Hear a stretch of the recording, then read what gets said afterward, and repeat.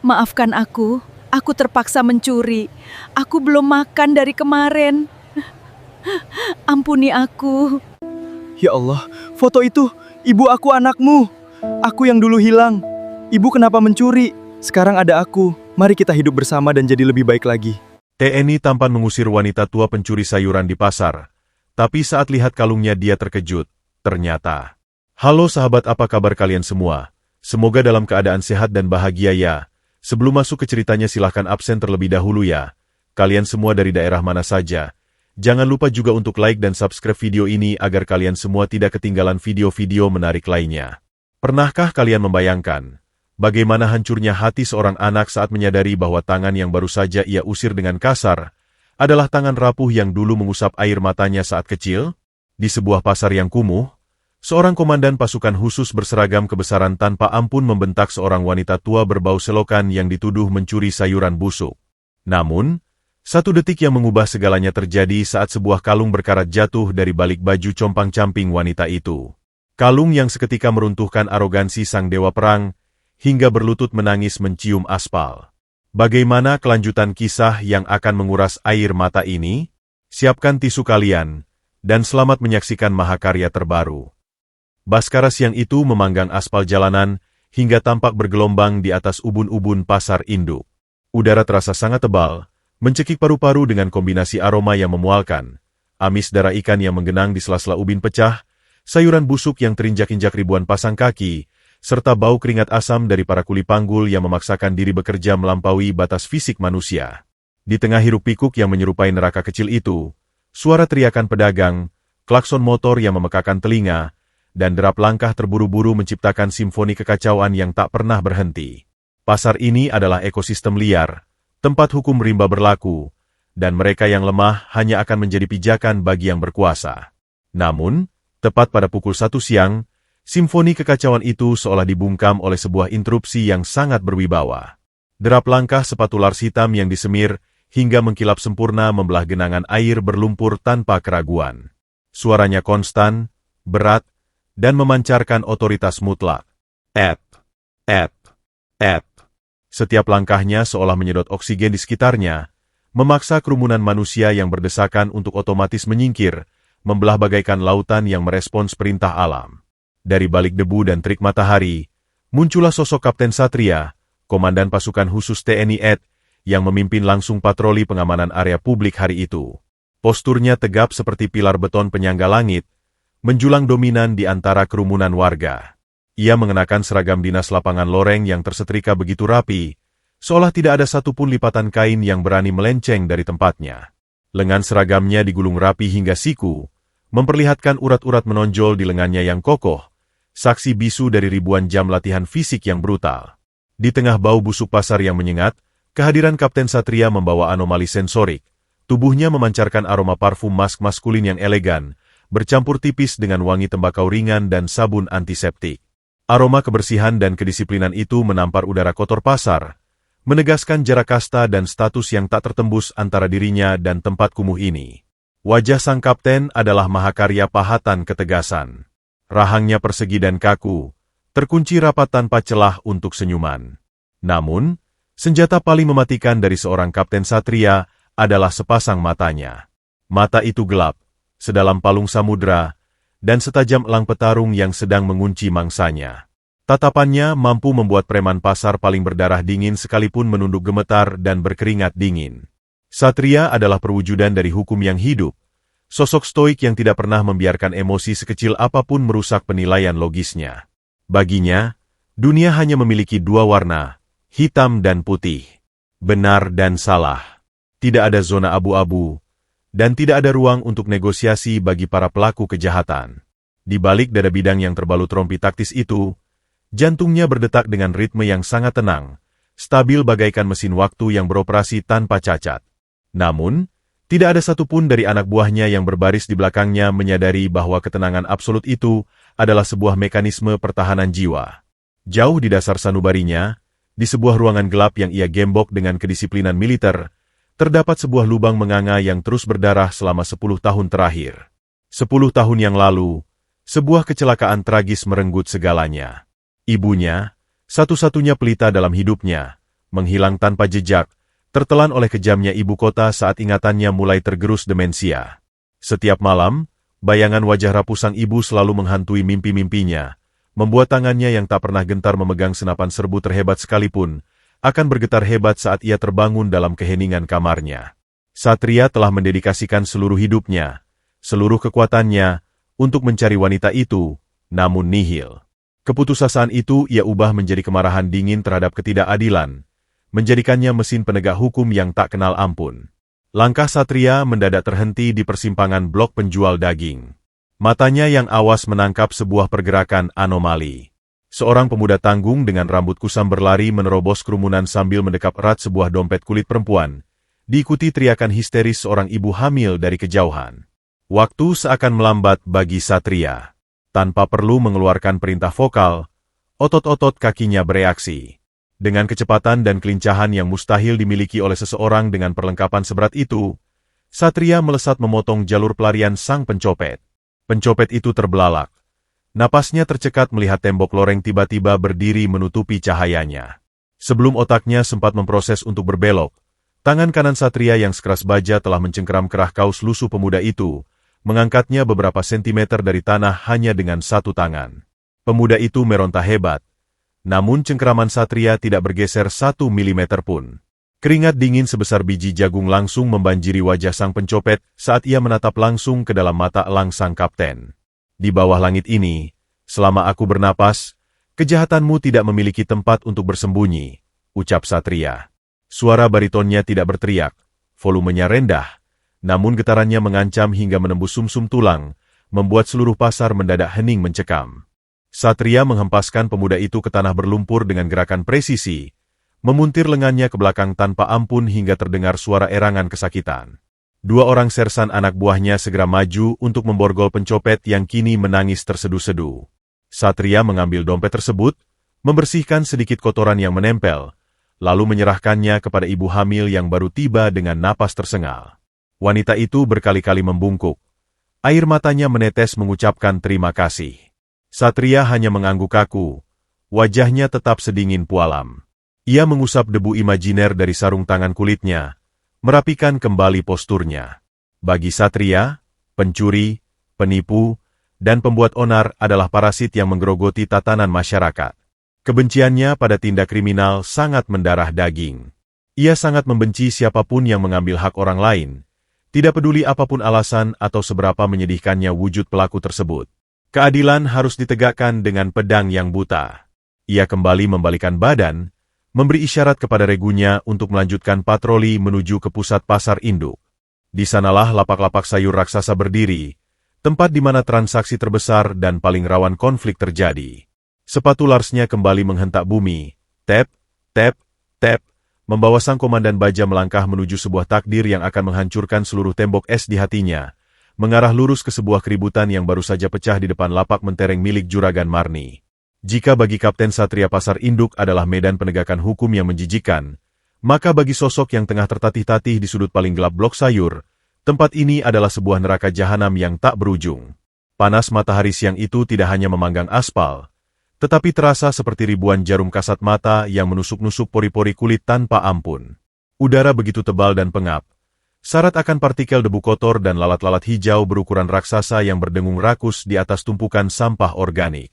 Di tengah pusaran kebrutalan ekonomi pasar, di mana umat manusia berteriak, mengumpat, dan saling sikut demi selembar uang ribuan, berdirilah sebuah anomali yang luar biasa menyayat hati. Sosok itu nyaris tak terlihat, tenggelam oleh kebesaran ego orang-orang tamak di sekitarnya.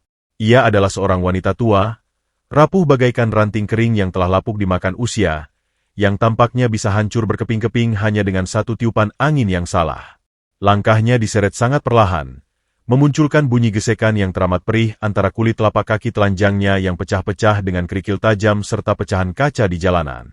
Wanita malang itu dikenal oleh para penghuni pasar hanya sebagai entitas menjijikan yang mereka panggil si gila bau selokan. Tidak ada satupun manusia di sana yang tahu namanya, dan tidak ada yang mau peduli. Tubuhnya luar biasa kurus, praktis hanya menyisakan tulang berbalut kulit keriput yang memucat pasi, seolah seluruh aliran darah dan kehidupan telah lama mengering dari pembuluhnya sejak belasan purnama silam. Ia mengenakan sehelai kebaya yang kondisinya sangat mengenaskan, nyaris tak layak disebut sebagai pakaian. Mungkin 1 dekade silam kebaya itu berwarna putih cerah dengan sulaman benang emas bermotif bunga melati yang indah, memancarkan keanggunan seorang ibu. Namun kini, kain itu telah berubah wujud menjadi semacam lap dekil berwarna abu-abu kehitaman, kaku oleh endapan daki, keringat dingin, dan cipratan lumpur jalanan yang mengering berulang kali. Kebaya itu robek compang-camping di sana-sini, nyaris tak mampu menutupi bahunya yang terus-menerus gemetar hebat karena kedinginan meski matahari sedang terik-teriknya. Rambut putihnya yang telah beruban sepenuhnya tanpa kusut masai, menggumpal parah seperti sarang burung yang ditinggalkan, dipenuhi serpihan daun kering dan abu rokok yang dibuang sembarangan oleh pejalan kaki.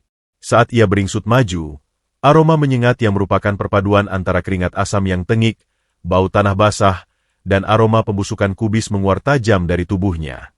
Hal itu membuat siapapun yang tanpa sengaja berpapasan dengannya akan meludah, menutup hidung rapat-rapat, dan membuang muka dengan ekspresi jijik yang sengaja dipertontonkan.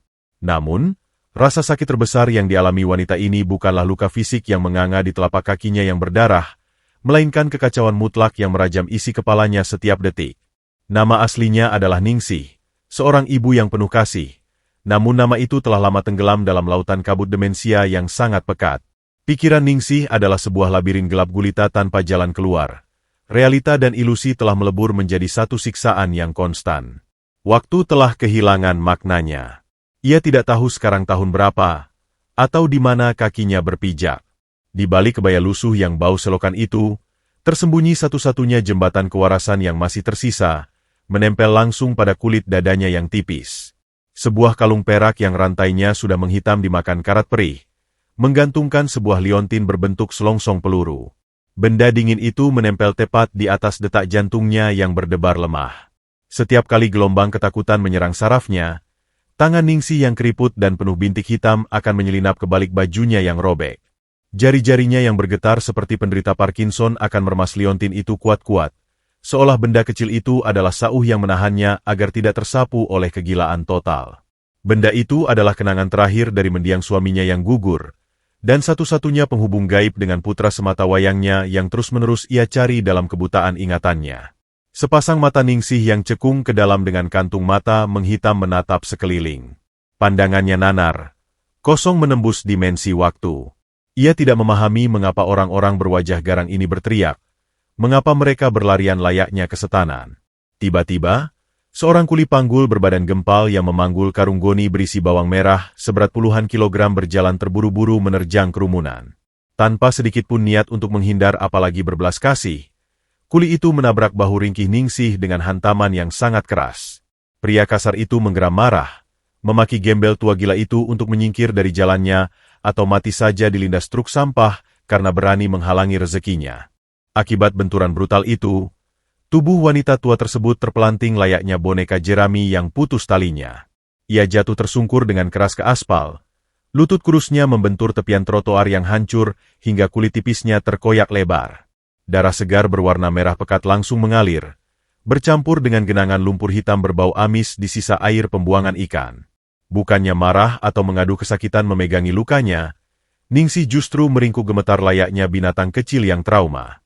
Ia merapatkan kedua telapak tangannya yang penuh lecet, membungkuk-bungkuk dalam udara kosong. Suaranya bergetar parau meminta maaf berkali-kali kepada kerumunan manusia yang melangkah-melangkahi tubuhnya tanpa sudi memberikan satu lirikan empati pun. Di tengah keputusasaan yang menghancurkan martabat manusia itu, perut Ningsih bereaksi dengan cara yang paling menyiksa.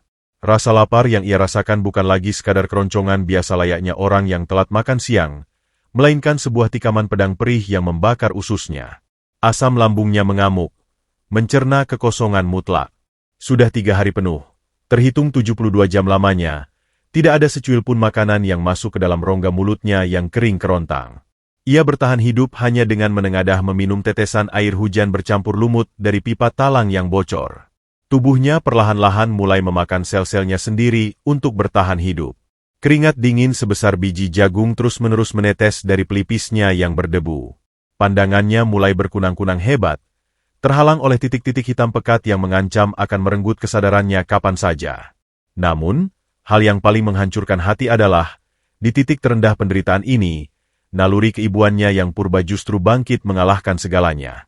Ia tidak memikirkan rasa laparnya sendiri. Bibirnya yang pecah-pecah hingga mengeluarkan darah segar bergerak-gerak pelan, membisikkan sebuah kalimat sambil terisak pilu. Ia bergumam bahwa jagoan kecilnya di rumah pasti sedang menangis kelaparan, dan sebagai seorang ibu, ia harus segera membawa pulang lauk yang enak untuk anak laki-lakinya itu.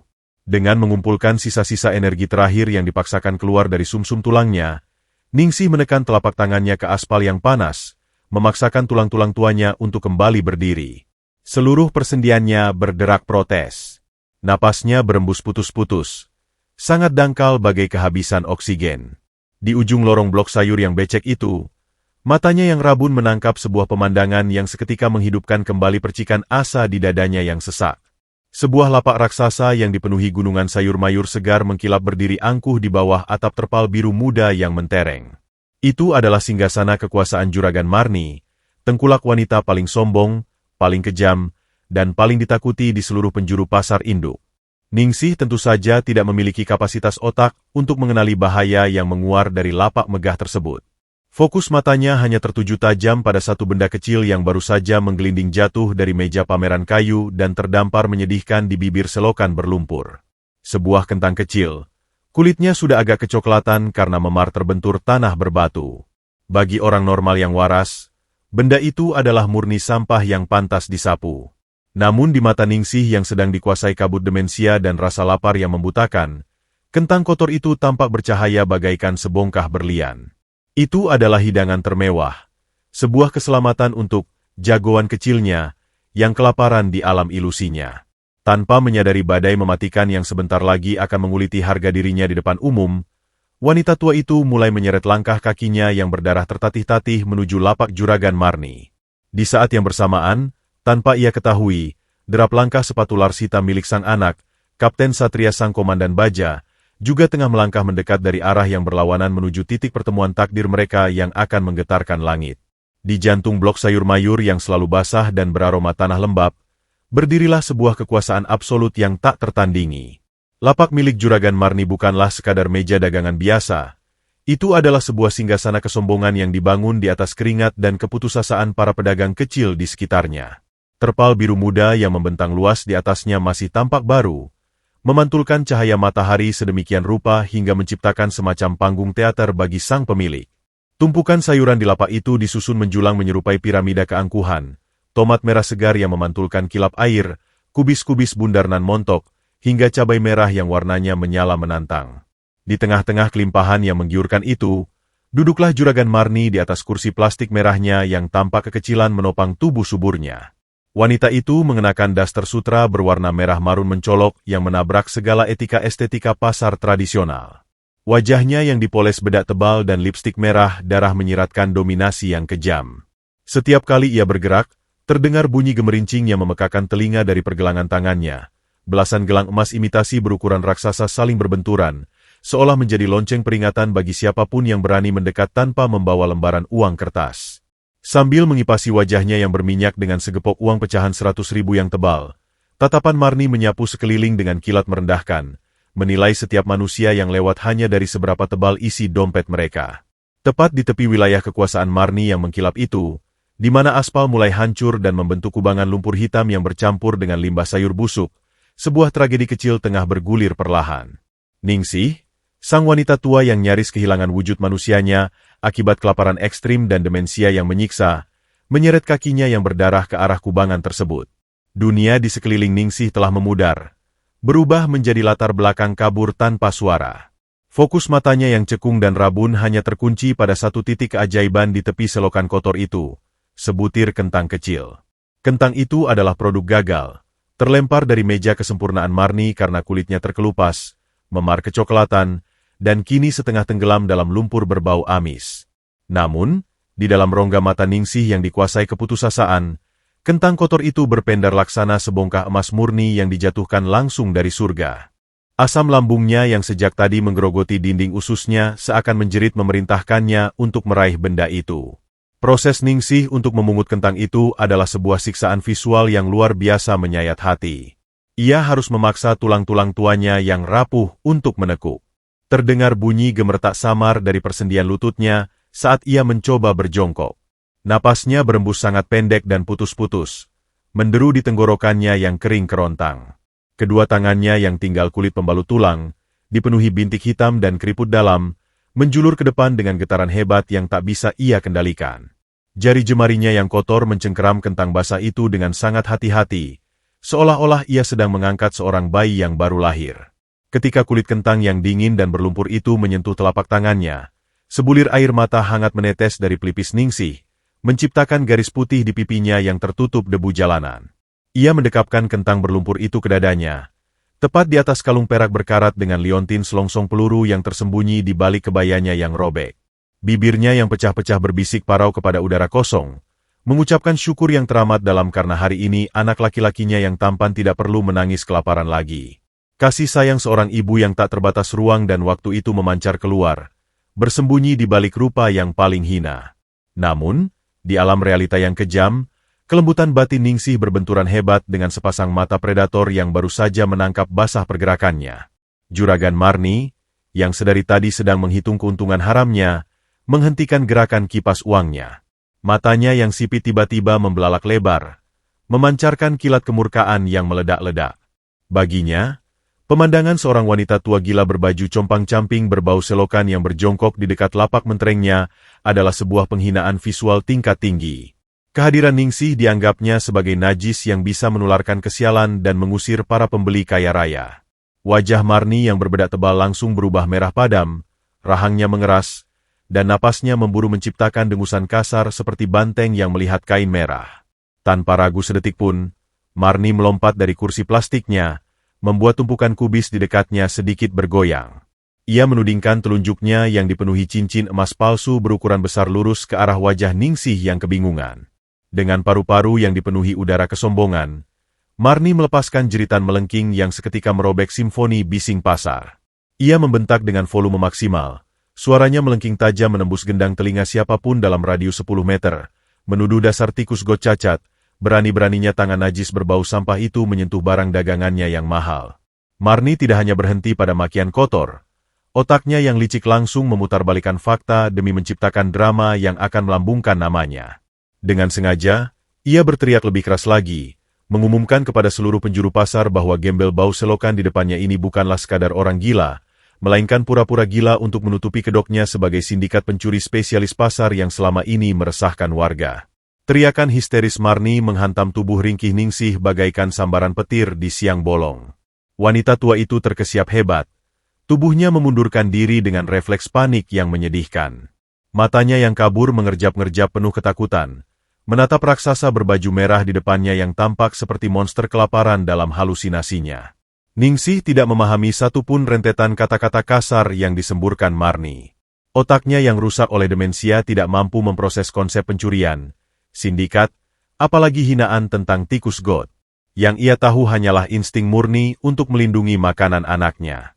Ia meringkuk semakin dalam, memeluk kentang busuk itu sekuat tenaga di dadanya. Mulutnya terbuka, mencoba merangkai kata pembelaan, tetapi yang keluar hanyalah rintihan parau yang menyedihkan. Ia memohon dengan suara bergetar yang nyaris tak terdengar, meminta ampun dan bergumam putus asa bahwa kentang kotor ini murni untuk jagoannya yang belum makan. Ia bersumpah tidak mengambil apa-apa lagi.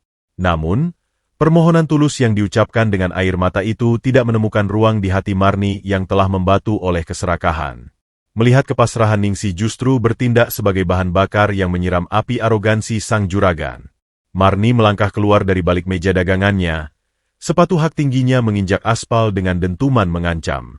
Gelang-gelangnya bergemerincing nyaring saat ia berkacak pinggang, menikmati ekstase kekejaman di mana ia merasa menjadi Tuhan atas nyawa manusia tak berdaya di bawah kakinya.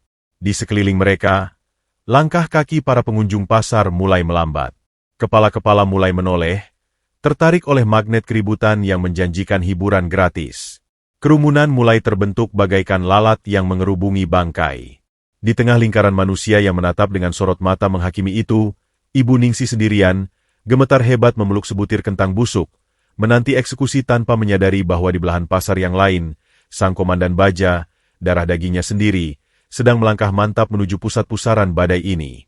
Teriakan melengking juragan Marni bertindak layaknya sebuah trompet sangkakala yang memanggil setiap jiwa-jiwa serakah dan penuh dengki di penjuru pasar. Dalam hitungan detik, Orkestra bising transaksi jual-beli mendadak terhenti, digantikan oleh derap langkah ratusan kaki yang bergegas merangsek maju mencari sumber keributan. Kerumunan manusia mulai membentuk sebuah lingkaran barikade yang rapat, mengunci dengan mutlak pasokan oksigen dan memblokir setiap celah jalan keluar bagi mangsa di tengahnya. Wajah-wajah yang tadinya sibuk menawar harga, kini berubah bentuk menjadi topeng-topeng algojo yang kehausan akan tontonan penderitaan. Hawa panas dari suhu udara siang yang mendidih berpadu dengan uap keringat asam dari ratusan tubuh yang berdesakan, menciptakan sebuah ruang vakum yang luar biasa mencekik. Di tengah arena gladiator dadakan itu, Ningsih berjongkok gemetar, menyusut sekecil mungkin bagaikan seekor burung gereja dengan sayap patah yang dikelilingi oleh sekawanan hiena kelaparan. Tatapan ratusan pasang mata yang menghakimi itu menembus kulit keriputnya bagai proyektil kasat mata, menelanjangi sisa-sisa martabatnya yang sudah lama terkoyak. Tidak ada satupun tatapan iba di sana. Yang ada hanyalah kilat kepuasan sarkastis melihat eksistensi manusia lain yang kastanya jauh lebih rendah dan lebih hina dari kehidupan miskin mereka sendiri. Juragan Marni menyerap energi negatif dari kerumunan itu bagaikan spons raksasa yang kehausan. Menyadari dirinya kini berada di pusat panggung teater kejam ini, ego dan keangkuhannya membesar tak terkendali hingga mencapai titik didih yang membahayakan. Aroma parfum murahan yang disemprotkan berlebihan ke tubuh subur Marni menguar tajam, menabrak bau amis pasar dan menciptakan kombinasi memualkan yang menyerang indera penciuman siapapun. Dengan langkah sepatu hak tinggi yang sengaja dihentakkan keras-keras ke aspal, ia memangkas jarak, membiarkan bayangan tubuh besarnya menelan utuh sosok Ningsih yang sedang meringkuk di bawahnya. Tangan kanan Marni yang gemuk dan dihiasi deretan cincin emas imitasi yang menonjol tajam, melayang ke udara sebelum akhirnya menukik ganas, mencengkeram kasar segenggam rambut putih Ningsih yang kusut, berdebu, dan rapuh. Sebuah tarikan brutal yang sangat tidak manusiawi terjadi. Kulit kepala Ningsih yang tipis seakan robek dari tengkoraknya, memaksanya untuk mendongak secara paksa dengan tulang leher yang berderak ngilu. Wanita tua itu tidak mampu menjerit. Pita suaranya telah terlalu rusak oleh kehausan kronis dan ratapan bertahun-tahun di jalanan. Ia hanya bisa mengeluarkan rintihan parau yang terjepit di dasar tenggorokan, diiringi air mata kental yang merembes keluar dari sudut matanya yang keruh. Sambil terus mengencangkan cengkeramannya pada rambut rapuh itu, Marni mendekatkan wajahnya yang berpoles bedak tebal, menyemburkan napas berbau petai dan kebencian murni, mendesiskan ancaman mematikan bahwa parasit gila bau selokan seperti Ningsih sudah berani mencari mati dengan mencuri di wilayah kekuasaannya, dan ia akan memastikan dengan tangannya sendiri wanita tua itu membusuk di penjara paling kejam hari ini juga. Cengkeraman tanpa ampun itu berlangsung sangat lambat, menyiksa setiap saraf di kepala Ningsih hingga pandangannya yang sudah rabun kini dipenuhi kilatan-kilatan cahaya putih akibat rasa sakit yang melampaui batas toleransi manusia. Tubuhnya yang teramat ringan bergetar hebat layaknya daun kering ditiup badai, melayang beberapa sentimeter dari tanah hanya karena tarikan mematikan di rambutnya. Namun, hal yang membuat amarah Marni semakin meledak adalah ketiadaan perlawanan dari mangsanya. Ningsih tidak membalas memukul, tidak mengumpat, bahkan sama sekali tidak berusaha melepaskan tangan raksasa Marni dari kepalanya. Kedua tangan keriput wanita tua itu justru bersedekap erat di depan dada, melindungi sebutir kentang kotor seolah benda berharga itu adalah organ jantungnya sendiri. Merasa sangat terhina karena pameran kekuatannya tidak ditanggapi dengan histeria permohonan ampun yang ia harapkan, Marni mendengus jijik dengan urat leher yang menegang.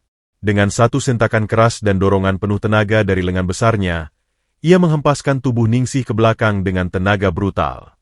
Waktu seakan membeku. Tubuh ringkih yang dipenuhi ruang kosong di bawah kulitnya itu terlempar ke udara, melayang tanpa daya gravitasi perlawanan, sebelum akhirnya menghantam bumi dengan suara benturan yang teramat perih. Brak! Tulang punggung Ningsih beradu keras dengan sudut trotoar beton yang hancur, merobek sisa kain kebayanya dan mengelupas kulit punggungnya yang setipis kertas perkamen hingga darah segar langsung merembes membasahi kain dekil tersebut. Akan tetapi, momentum dorongan biadab itu belum berakhir di sana. Tubuh Ningsih tergelincir dari atas trotoar, meluncur jatuh tersungkur ke dalam kubangan lumpur hitam pekat yang menggenang lebar di tepi selokan pembuangan.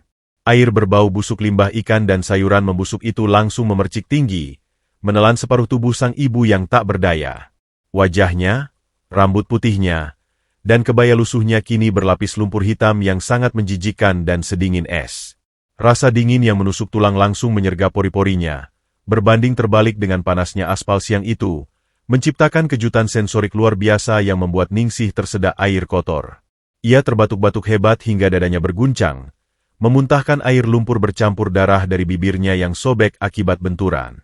Namun, di tengah penderitaan fisik yang nyaris mencabut roh dari raganya itu, insting purba keibuan Ningsih kembali mengambil alih mengalahkan segala logika medis. Di dalam genangan lumpur amis yang membutakan matanya, tangannya meraba-raba panik ke dasar aspal. Ia tidak mempedulikan luka robek di lengannya atau darah kental yang mengalir dari punggungnya. Jari-jarinya yang gemetar hebat berselimut lumpur akhirnya menemukan kentang kotor itu, masih utuh tak hancur. Ia menarik napas lega yang begitu menyayat hati, kembali menyembunyikan kentang itu di balik kebayanya yang basah kuyup, menekannya kuat-kuat ke arah kalung perak berkarat berliontin peluru yang terasa sedingin baja di kulit dadanya yang berdetak lemah. Bibirnya yang bergetar hebat membisikkan doa-doa demensia yang kacau, memohon agar jagoan kecilnya bersabar sedikit lagi karena ibu akan segera pulang membawa makanan mewah ini, tidak peduli meski ibu harus meregang nyawa di tempat laknat ini. Pemandangan murni dari seorang ibu yang hancur itu sama sekali tidak menyentuh nurani, justru memicu gelak tawa sumbang dari para preman pasar, disusul sorakan hinaan kolektif dari kerumunan yang semakin menggila haus darah. Kebisingan massa yang biadab, tawa ejekan yang menggema, dan jeritan histeris Marni yang terus menyulut kebencian perlahan-lahan membentuk sebuah gelombang suara yang masif dan mencekam. Gelombang kekacauan itu merayap naik, melintasi tenda-tenda terpal biru, memantul keras di dinding-dinding beton pasar yang kusam, hingga akhirnya melesat menembus blok demi blok menuju akses jalan utama. Di sana, berjarak tak lebih dari 500 meter dari pusat penyiksaan itu, derap langkah sepatu Lars hitam yang berwibawa mendadak terhenti sempurna. Kapten Satria, sang komandan pasukan khusus yang sedari tadi berjalan dengan aura kematian yang membeku, mengangkat satu tangannya, memberikan isyarat taktis tanpa suara kepada regunya untuk berhenti total. Telinganya yang sangat terlatih oleh pengalaman medan tempur menangkap frekuensi anomali dari arah blok sayur, sebuah keributan histeris yang melampaui batas kewajaran transaksi pasar tradisional. Rahang persegi Satria menegang, mengeras bagaikan baja yang siap ditempa dalam tungku api. Mata elangnya memicing sangat tajam, menembus lautan debu dan manusia di depannya. Tanpa ia sadari, sebuah dorongan gaib yang tak bisa dijelaskan oleh ilmu militer paling rasional sekalipun tiba-tiba membuat jantungnya berdebar kencang dengan ritme yang menyakitkan. Instingnya meneriakan bahwa ada sesuatu yang ganjil di balik kerumunan itu, sesuatu yang sebentar lagi akan menghancurkan seluruh benteng es di hatinya dan mengubah poros dunianya untuk selamanya. Dengan satu komando tegas yang menggema rendah di tenggorokannya, Satria memutar arah tubuhnya, melangkah panjang dan penuh ancaman membelah jalanan, membawa pedang keadilannya yang buta melangkah lurus menuju neraka tempat ibunya sendiri sedang diremukan oleh kesombongan. Suasana pasar induk yang bergolak bagaikan kawah gunung berapi mendadak merayap menuju klimaks yang sangat menegangkan. Dari kejauhan, di antara lorong-lorong sempit yang dipenuhi tenda terpal kusam dan genangan air berbau busuk limbah organik, derap langkah sepatu Lars militer terdengar semakin jelas dan mengancam. Ep, ep, ep. Irama langkah itu bukanlah langkah kaki manusia biasa. Itu adalah ritme kedisiplinan mutlak, sebuah manifesto ketegasan yang ditempa melalui latihan fisik dan mental berdarah-darah selama bertahun-tahun di kawah candra di muka militer. Kapten Satria, sang komandan pasukan khusus dengan aura sedingin es kutub utara, memimpin regunya melangkah membelah lautan manusia yang perlahan mematung. Otot-otot rahangnya mengeras, mengunci setiap sisa emosi di balik topeng ketangguhan seorang perwira baja. Matanya yang setajam elang petarung memindai sumber kekacauan dengan presisi mesin pembunuh tak berhati. Di dalam dadanya, meskipun ia selalu berusaha menekan segala bentuk sentimen manusiawi saat bertugas, mendadak ada sebuah debaran ganjil yang terus memukul-mukul tulang rusuknya, sebuah firasat purba berdesir hebat di aliran darahnya yang gagal dijelaskan oleh segala teori taktik peperangan yang pernah ia pelajari dengan sempurna di akademi militer. Semakin dekat regu patroli elit itu menuju pusat keributan di depan lapak raksasa milik Juragan Marni, gelombang kepanikan mulai merayap liar dan menginfeksi kerumunan massa yang sebelumnya bersorak-sorai bagai binatang buas yang haus darah. Gelak tawa sumbang dan makian kasar yang tadinya menggema memantul di dinding-dinding beton pasar, seketika tercekat di tenggorokan mereka, digantikan oleh keheningan yang luar biasa mencekam dan syarat akan ketakutan. Kehadiran seragam loreng yang tersetrika sempurna tanpa celah, rompi taktis yang membalut dada bidang para prajurit, dan senapan serbu laras panjang yang tersandang pasif namun memancarkan aura mematikan di punggung mereka, bertindak laksana mantra pembungkam yang absolut. Massa yang berdesakan itu secara otomatis, didorong oleh insting bertahan hidup dan rasa segan yang luar biasa, mulai melangkah mundur dengan lutut gemetar, menyingkir perlahan hingga menciptakan sebuah lorong kosong untuk dilewati sang komandan. Mereka menundukkan kepala dalam-dalam. Tidak ada satupun pasang mata nyalang dari para preman pasar paling kejam yang berani menantang tatapan gelap dan membeku milik Kapten Satria. Pemuda itu berjalan bagaikan dewa penghakim yang turun dari langit, memancarkan aroma parfum mask maskulin bercampur wangi tembakau ringan yang menampar udara busuk pasar, menegaskan otoritasnya yang tak tertandingi di atas tanah kumuh dan penuh dosa ini. Ketika sepatu lars hitam Kapten Satria yang mengkilap sempurna akhirnya berhenti tepat di batas lingkaran massa, matanya langsung disuguhi sebuah pameran kebrutalan jalanan yang luar biasa menjijikan. Di hadapannya, berdiri angkuh seorang wanita paruh baya berukuran subur dalam balutan daster sutra merah marun yang menyilaukan mata dan menabrak segala estetika. Juragan Marni tampak terengah-engah, bukan karena kelelahan fisik, melainkan karena pacuan adrenalin dan ekstase kekuasaan setelah berhasil menindas kaum yang paling lemah. Dada besarnya naik turun dengan kasar, sementara tangan kanannya yang dihiasi tumpukan cincin dan gelang emas imitasi yang bergemerincing nyaring masih menunjuk-nunjuk ke arah tanah berlumpur dengan penuh aura kebencian murni. Di sekitar kaki wanita sombong bersandal hak tinggi itu, berserakan beberapa sayuran yang hancur terinjak-injak, menciptakan gradasi warna kotor di atas aspal yang terkelupas. Namun, fokus utama sang kapten yang beringas itu sama sekali tidak tertuju pada sosok raksasa berbedak tebal di depannya. Mata elangnya yang super dingin dan analitis justru bergerak turun perlahan, menyapu genangan lumpur hitam berbau amis limbah pasar, tempat sebuah gundukan menyedihkan tengah meringkuk gemetar tanpa daya sedikitpun. Di dalam kubangan lumpur hitam yang sedingin es dan sepekat dosa manusia itulah, Kapten Satria melihat sosok yang dituduh sebagai biang keladi keributan menjijikan ini. Pandangan Satria murni objektif, terbingkai erat oleh kacamata hukum tak pandang bulu dan ketegasan seorang aparat penegak keadilan. Ia tidak melihat seorang ibu yang hancur berkeping-keping, ia hanya melihat sesosok gelandangan lusuh, seorang tersangka pencurian rendahan yang berhasil dilumpuhkan oleh amarah massa. Tubuh ringki itu tergulung menyusut sekecil mungkin bagai janin yang ketakutan. Punggungnya bergetar hebat layaknya daun kering yang diamuk badai topan. Seluruh rambut dan pakaian compang-campingnya telah dilapisi oleh lumpur kotor berbau selokan, membuatnya sama sekali tidak menyerupai bentuk manusia bermartabat, melainkan seonggok sampah organik yang dibuang sembarangan ke selokan. Wajah wanita itu menunduk dalam-dalam menyembunyikan identitasnya di balik helaian rambut putih berlumur tanah basah yang menempel lekat di kulit kepalanya. Satria memperhatikan dengan saksama bagaimana lengan kurus keriput yang penuh luka robek menganga itu tengah bersedekap melindungi sesuatu secara rahasia di dadanya. Bau keringat asam, darah amis, dan sayur busuk yang menguar tajam dari sosok malang itu sempat membuat alis tebal Satria bertaut tipis karena muak. Namun wajah stoiknya tidak menunjukkan sedikitpun riak empati. Baginya, kemiskinan dan kelaparan ekstrim sekalipun bukanlah pembenaran sakral untuk melakukan tindak kriminal, dan keadilan harus tetap ditegakkan secara buta, bahkan jika pedang hukum itu harus menebas leher yang paling kurus kering sekalipun. Kesunyian yang menggantung tebal dan menyesakkan di udara, akhirnya dipecahkan oleh sebuah interupsi vokal yang sangat berwibawa dari sang aparat.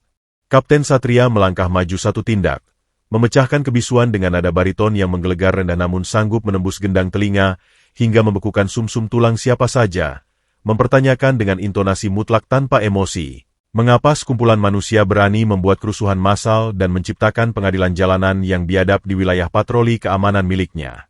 Mendengar suara otoritas tertinggi yang menuntut kejelasan situasi tersebut, Juragan Marni yang berotak sangat licik dan selalu haus akan validasi kekuasaan segera menyadari bahwa ini adalah panggung emas baginya untuk meraih dukungan aparat keamanan.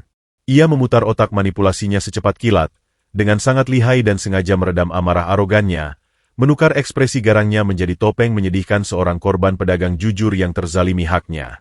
Marni mengusap wajahnya, mendesah dramatis seolah ia adalah pihak yang paling dirugikan di dunia ini, lalu mulai memutarbalikan kenyataan lapangan dengan rentetan kebohongan kejam yang dirancang khusus untuk membinasakan wanita tua malang yang sedang meregang nyawa di dalam genangan lumpur amis di bawah kakinya.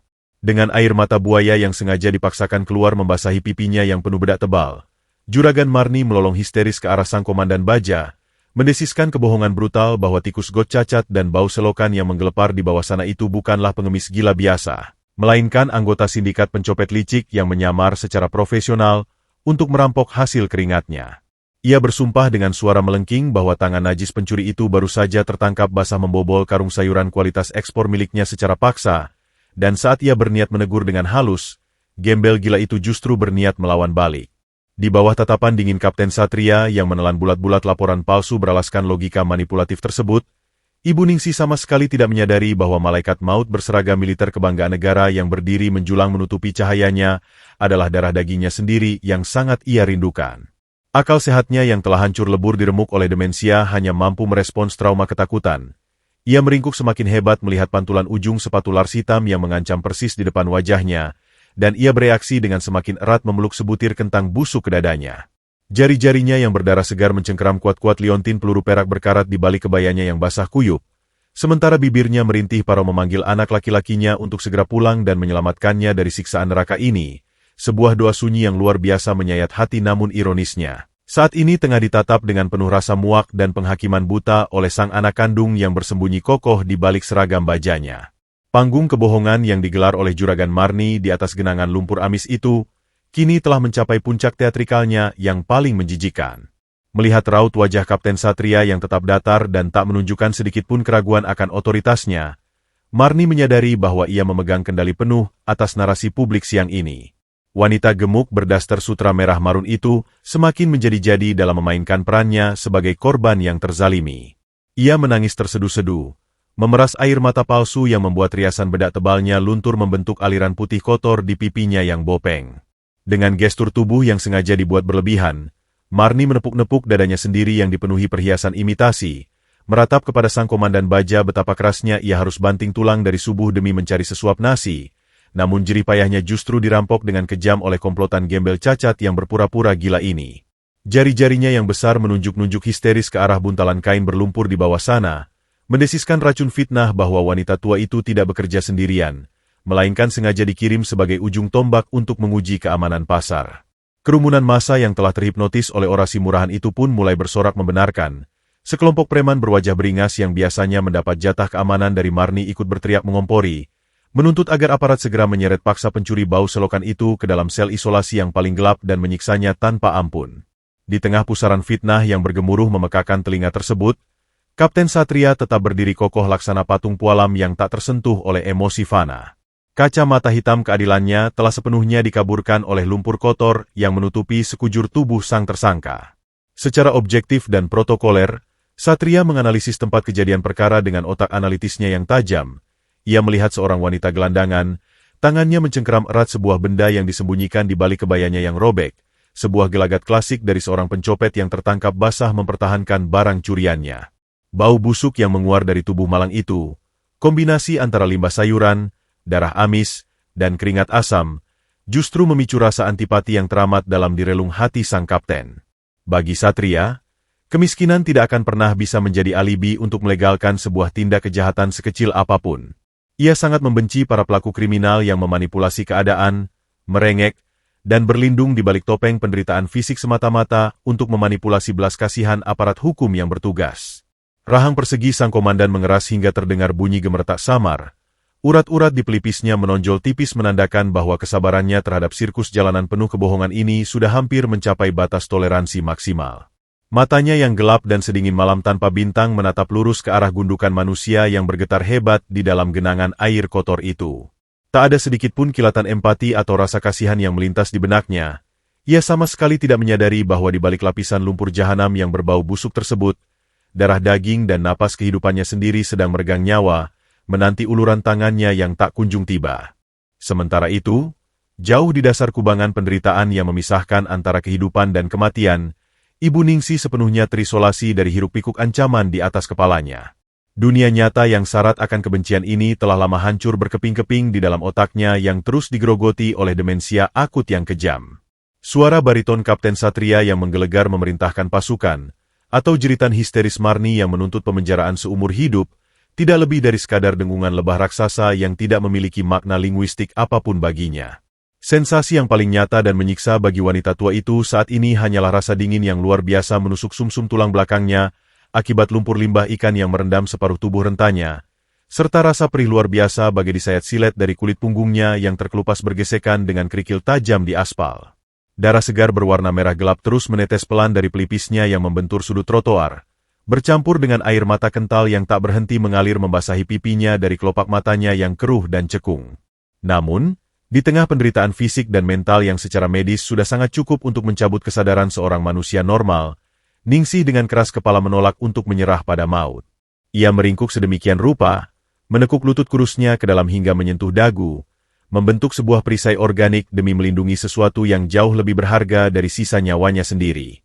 Di balik lipatan kebayanya yang basah kuyup dan telah berubah warna menjadi hitam pekat, kedua tangan keriput Ningsih yang dipenuhi bintik penuaan dan luka robek menganga masih mencengkeram erat sebutir kentang busuk. Benda kecil yang memar, kotor, dan berlumpur itu adalah pusat semesta dan tumpuan harapannya siang ini.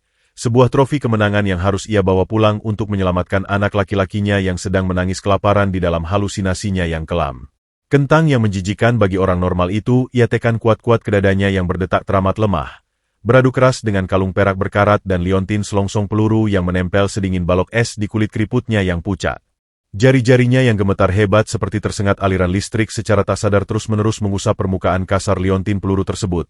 Sebuah refleks sisa memori masa lalu yang masih tertinggal saat ia mencari kekuatan batin dari sosok mendiang suaminya yang telah tiada. Bibir Ningsih yang pecah-pecah parah dan berdarah merintih parau, mengucapkan doa-doa yang terputus dan sama sekali tidak masuk akal bagi siapapun yang mendengarnya. Ia berbisik kepada angin kosong yang berembus pelan, memohon dengan sangat agar jalan pulangnya nanti tidak tersesat lagi di ibu kota yang kejam ini, bergumam penuh keyakinan bahwa jagoan kecilnya yang tampan pasti sudah menunggunya duduk di depan pintu dengan perut keroncongan menahan lapar. Ia sama sekali tidak mempedulikan bahwa ratusan manusia di sekelilingnya saat ini sedang merancang eksekusi massal untuk menghancurkan sisa-sisa martabatnya menjadi abu yang tak bernilai. Kasih sayang seorang ibu yang tak lekang oleh waktu, kejamnya nasib, dan kegilaan itu memancar dalam wujud yang paling menyayat hati, terjebak dalam sangkar penyiksaan publik yang ironisnya ditonton langsung oleh sang anak yang seharusnya melindunginya dari segala mara bahaya. Ketegangan di udara semakin memadat, terasa begitu kental dan mencekik hingga nyaris bisa diiris dengan sebilah pisau belati. Kapten Satria menghela napas panjang, menghembuskan udara panas dari paru-parunya dengan kasar. Ia memutuskan bahwa tontonan biadab ini harus segera diakhiri sebelum masa mengambil alih hukum dan melakukan pengeroyokan fatal yang akan mencoreng wilayah tugasnya. Dengan satu isyarat tangan yang presisi, ia memerintahkan 2 sersan bersenjata di belakangnya untuk menahan massa agar tidak semakin merangsek maju, menciptakan sebuah perimeter steril berdiameter 2 meter. Sepatu lars hitamnya yang berat dan mengkilap perlahan melangkah maju, membelah genangan air lumpur tanpa ragu, melanggar batas zona nyaman siapapun. Ujung sepatu militer berlapis baja itu kini berhenti tepat dalam jarak 5 cm dari wajah Ibu Ningsih yang tertunduk di atas tanah. Udara seakan membeku. Juragan Marni menahan napasnya dalam ekstase kemenangan, membayangkan komandan pasukan khusus itu akan menendang wajah pencuri gila itu hingga hancur. Kapten Satria merendahkan pandangannya, bersiap mengeluarkan dekrit hukuman mutlak dengan suara baritonnya yang mengancam, bersiap mengusir sosok paling hina di pasar itu dari pandangannya untuk selamanya. Tanpa mengetahui bahwa kata-kata yang akan keluar dari mulutnya sesaat lagi akan menjadi kutukan penyesalan seumur hidup yang tak akan pernah bisa ia tebus dengan nyawanya sekalipun. Keheningan yang menggantung di blok sayur siang itu terasa purba dan mencekam. Di bawah tatapan elang Kapten Satria yang sedingin es kutub utara, Juragan Marni merasa seakan baru saja dimahkotai sebagai Ratu Keadilan. Kehadiran aparat militer berseragam loreng kebanggaan negara yang berdiri mematung tanpa menghentikan aksinya, diartikan oleh otak licik Marni sebagai validasi mutlak atas kekuasaannya. Dada suburnya yang terbalut daster sutra merah marun membusung penuh kebanggaan beracun. Ia menyeringai lebar, memamerkan deretan giginya yang kekuningan, menikmati ekstase kemenangan saat melihat gundukan kain compang-camping berlumur lumpur di bawah kakinya yang kini nyaris tak bernapas akibat teror ketakutan yang mencekik paru-paru tuanya. Tanpa memiliki setitik pun sisa nurani, Juragan Marni memutuskan pameran kekuasaannya belum cukup dramatis. Dengan gerakan lambat yang sengaja dipertontonkan kepada ratusan pasang mata yang mengelilingi mereka, ia mengangkat kaki kanannya yang dibalut sandal hak tinggi setebal 3 cm. Ujung hak yang tajam dan kotor itu melayang di udara selama sekian detik yang menyiksa, sebelum akhirnya menukik ganas dengan tenaga penuh, menginjak tepat di atas punggung tangan keriput Ibu Ningsih yang sedang mencengkeram erat sebutir kentang busuk di dadanya. Bunyi gemeretak tulang rawan terdengar samar beradu dengan aspal. Kulit tangan wanita tua yang setipis perkamen itu robek, mengucurkan darah kental berbau karat yang langsung bercampur lumpur hitam. Rasa sakit yang meledak melampaui segala batas toleransi anatomi manusia, mengalir bagai aliran listrik bertegangan tinggi yang menyengat saraf pusat Ningsih. Tubuh ringkih itu menegang hebat, mulutnya ternganga lebar mencoba menjerit, namun yang keluar dari tenggorokannya hanyalah rintihan parau yang teramat memilukan. Air mata kentalnya menderas, menciptakan sungai-sungai kecil di atas pipinya yang berkerak debu. Namun yang membuat pemandangan itu terasa seperti irisan sembilu adalah, di tengah siksaan brutal itu, jari-jari Ningsih yang patah justru semakin mengunci pelukannya pada kentang busuk tersebut, menolak melepaskan satu-satunya makanan untuk jagoan kecilnya yang kelaparan. Melihat perlawanan bisu itu, Marni semakin beringas. Ia menekan hak sepatunya lebih dalam lagi sambil mendesiskan kalimat andalannya yang beracun, meneriakkan bahwa dasar tikus got cacat, nyawa gembel bau selokan sepertinya tidak lebih berharga dari kubis busuk di lapaknya, dan menyuruhnya mati saja di tempat sampah detik ini juga. Di atas genangan darah dan lumpur yang memuakan itu, Kapten Satria tetap berdiri mematung laksana dewa penghakim yang terbuat dari baja murni. Wajahnya yang rupawan sama sekali tidak menunjukkan riak emosi. Kacamata keadilannya yang hitam putih telah membutakan mata batinnya dari kebenaran hakiki. Otaknya menerjemahkan kekejaman Marni sekadar sebagai reaksi berlebihan dari warga sipil yang melindungi propertinya dari parasit masyarakat. Baginya, pemandangan menyedihkan di bawah sana bukanlah tentang ibu yang disiksa, melainkan tentang penjahat rendahan yang memanipulasi belas kasihan. Aroma amis darah yang berbaur dengan limbah organik menembus penciuman Satria, membuatnya merasa sangat muak. Satria sangat membenci siapapun yang melanggar hukum, dan kemiskinan tidak akan pernah memberikannya celah untuk memaafkan. Kesabaran sang komandan akhirnya menguap habis tersapu oleh terik matahari. Ia memutuskan tontonan biadab ini harus segera dibubarkan demi membersihkan area publik dari polusi visual yang mengganggu ketertiban.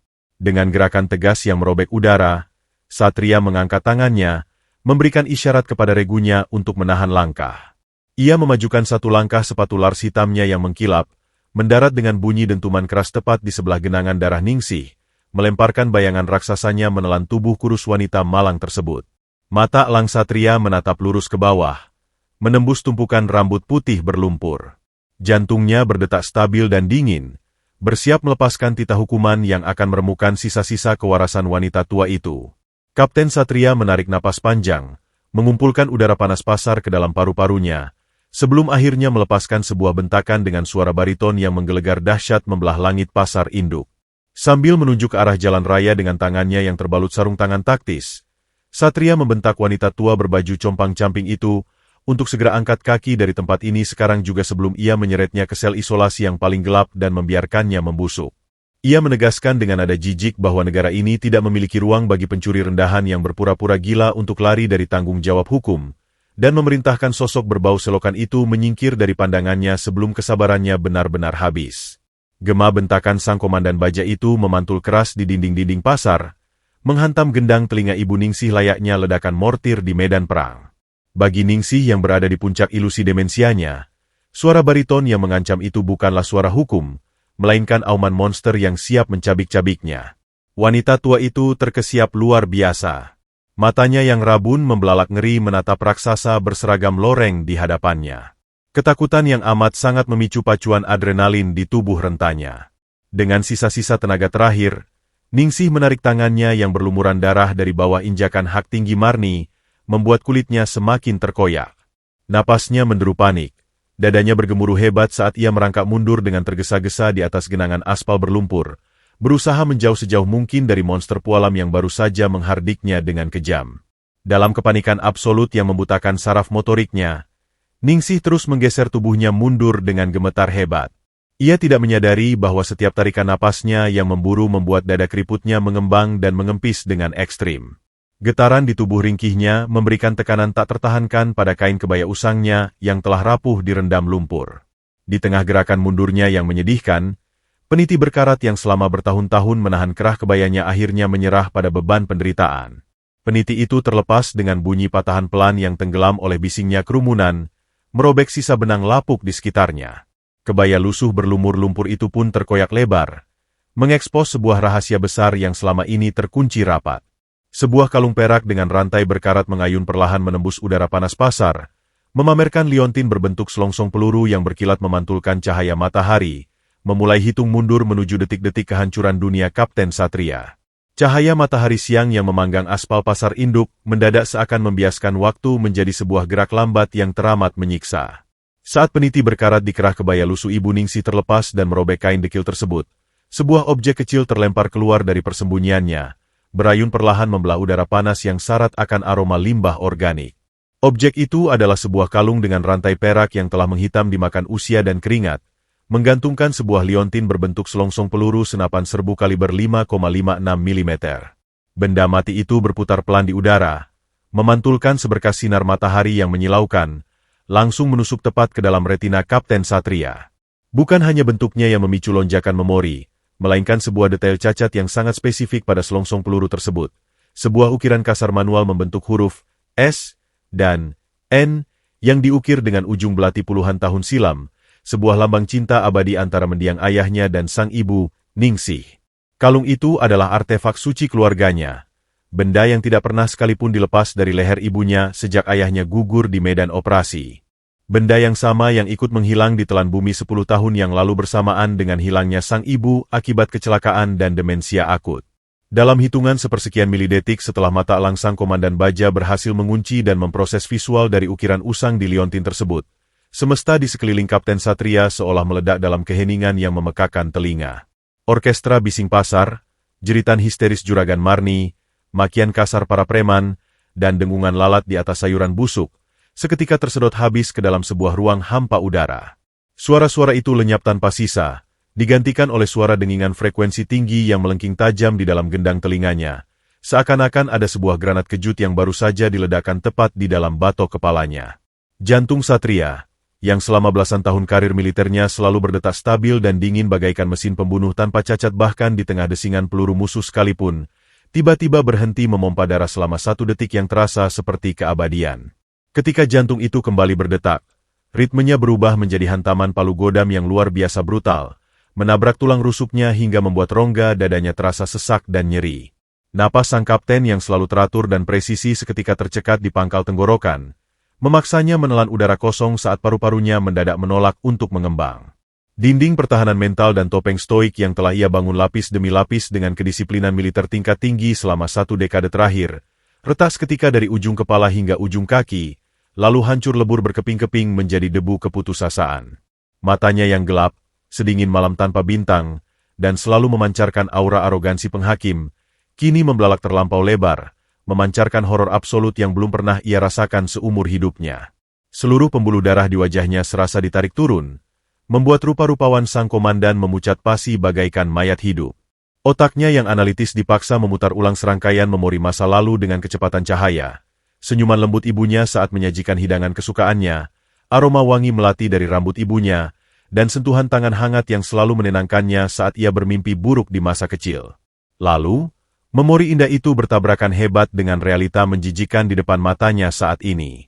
Sebuah realita di mana tangan yang sama yang dulu membelainya dengan penuh kasih sayang, kini telah berubah menjadi kulit keriput berlumur lumpur, sobek, dan mengucurkan darah segar akibat diinjak dengan kejam oleh ujung sepatu hak tinggi seorang rentenir pasar. Reaksi fisik yang paling mengejutkan dari seorang Kapten Satria mulai terlihat. Kedua tangannya yang kokoh, berbalut sarung tangan taktis kulit hitam, tangan yang tak pernah sedikit pun gemetar saat memegang senapan runduk untuk membidik target dari jarak ribuan meter, kini bergetar hebat tak terkendali.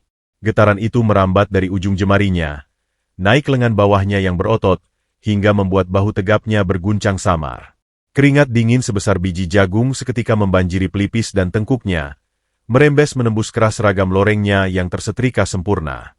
Ia baru saja menyadari sebuah fakta yang membantai nuraninya dengan sangat biadab. Wanita tua gila, kotor, dan berbau selokan yang baru saja ia benci, ia tatap dengan penuh rasa muak, dan ia bentak dengan suara menggelegar untuk diusir dari hadapannya layaknya seekor hama yang menjijikkan, adalah ibu kandungnya sendiri. Darah dagingnya. Tuhannya di dunia nyata yang telah ia cari-cari hingga ke ujung pelosok negeri selama 10 tahun penuh air mata dan penyesalan. Rasa bersalah yang teramat masif menghantam ulu hati Satria bagaikan peluru meriam, mengoyak organ dalamnya dan membuatnya merasa seperti manusia paling berdosa, paling hina, dan paling tidak berguna di seluruh muka bumi ini. Di saat dunia sang komandan tengah kiamat dan runtuh menjadi puing-puing penyesalan berdarah, Juragan Marni yang sama sekali tidak memiliki kapasitas empati dan buta terhadap perubahan drastis atmosfer di sekitarnya, justru terus melanjutkan sirkus arogansinya. Mengira keterdiaman Kapten Satria sebagai bentuk persetujuan dan rasa jijik yang sama terhadap sang gelandangan, Marni malah tertawa melengking memamerkan deretan gigi kekuningannya. Dengan suara melengking dan bernada sarkasme tingkat tinggi, Marni mengolok-olok kalung peluru tersebut, meneriakkan bahwa ternyata tikus got cacat ini tidak hanya ahli mencuri sayuran busuk, tapi juga hobi memungut rongsokan besi karatan dari tempat sampah untuk dijadikan perhiasan. Sungguh sangat cocok dengan bau badannya yang menyerupai bangkai. Marni bahkan mengayunkan sebelah kakinya, bersiap untuk menendang dada Ningsih secara langsung demi merenggut paksa kalung perak tersebut dengan niat membuangnya ke selokan, sembari merengek manja memprovokasi sang aparat untuk segera menyeret gembel menjijikan ini ke dalam sel tahanan sekarang juga. Namun, gerakan kaki Marni terhenti secara paksa oleh sebuah aura membunuh yang mendadak meledak dan menguasai seluruh radius pasar induk.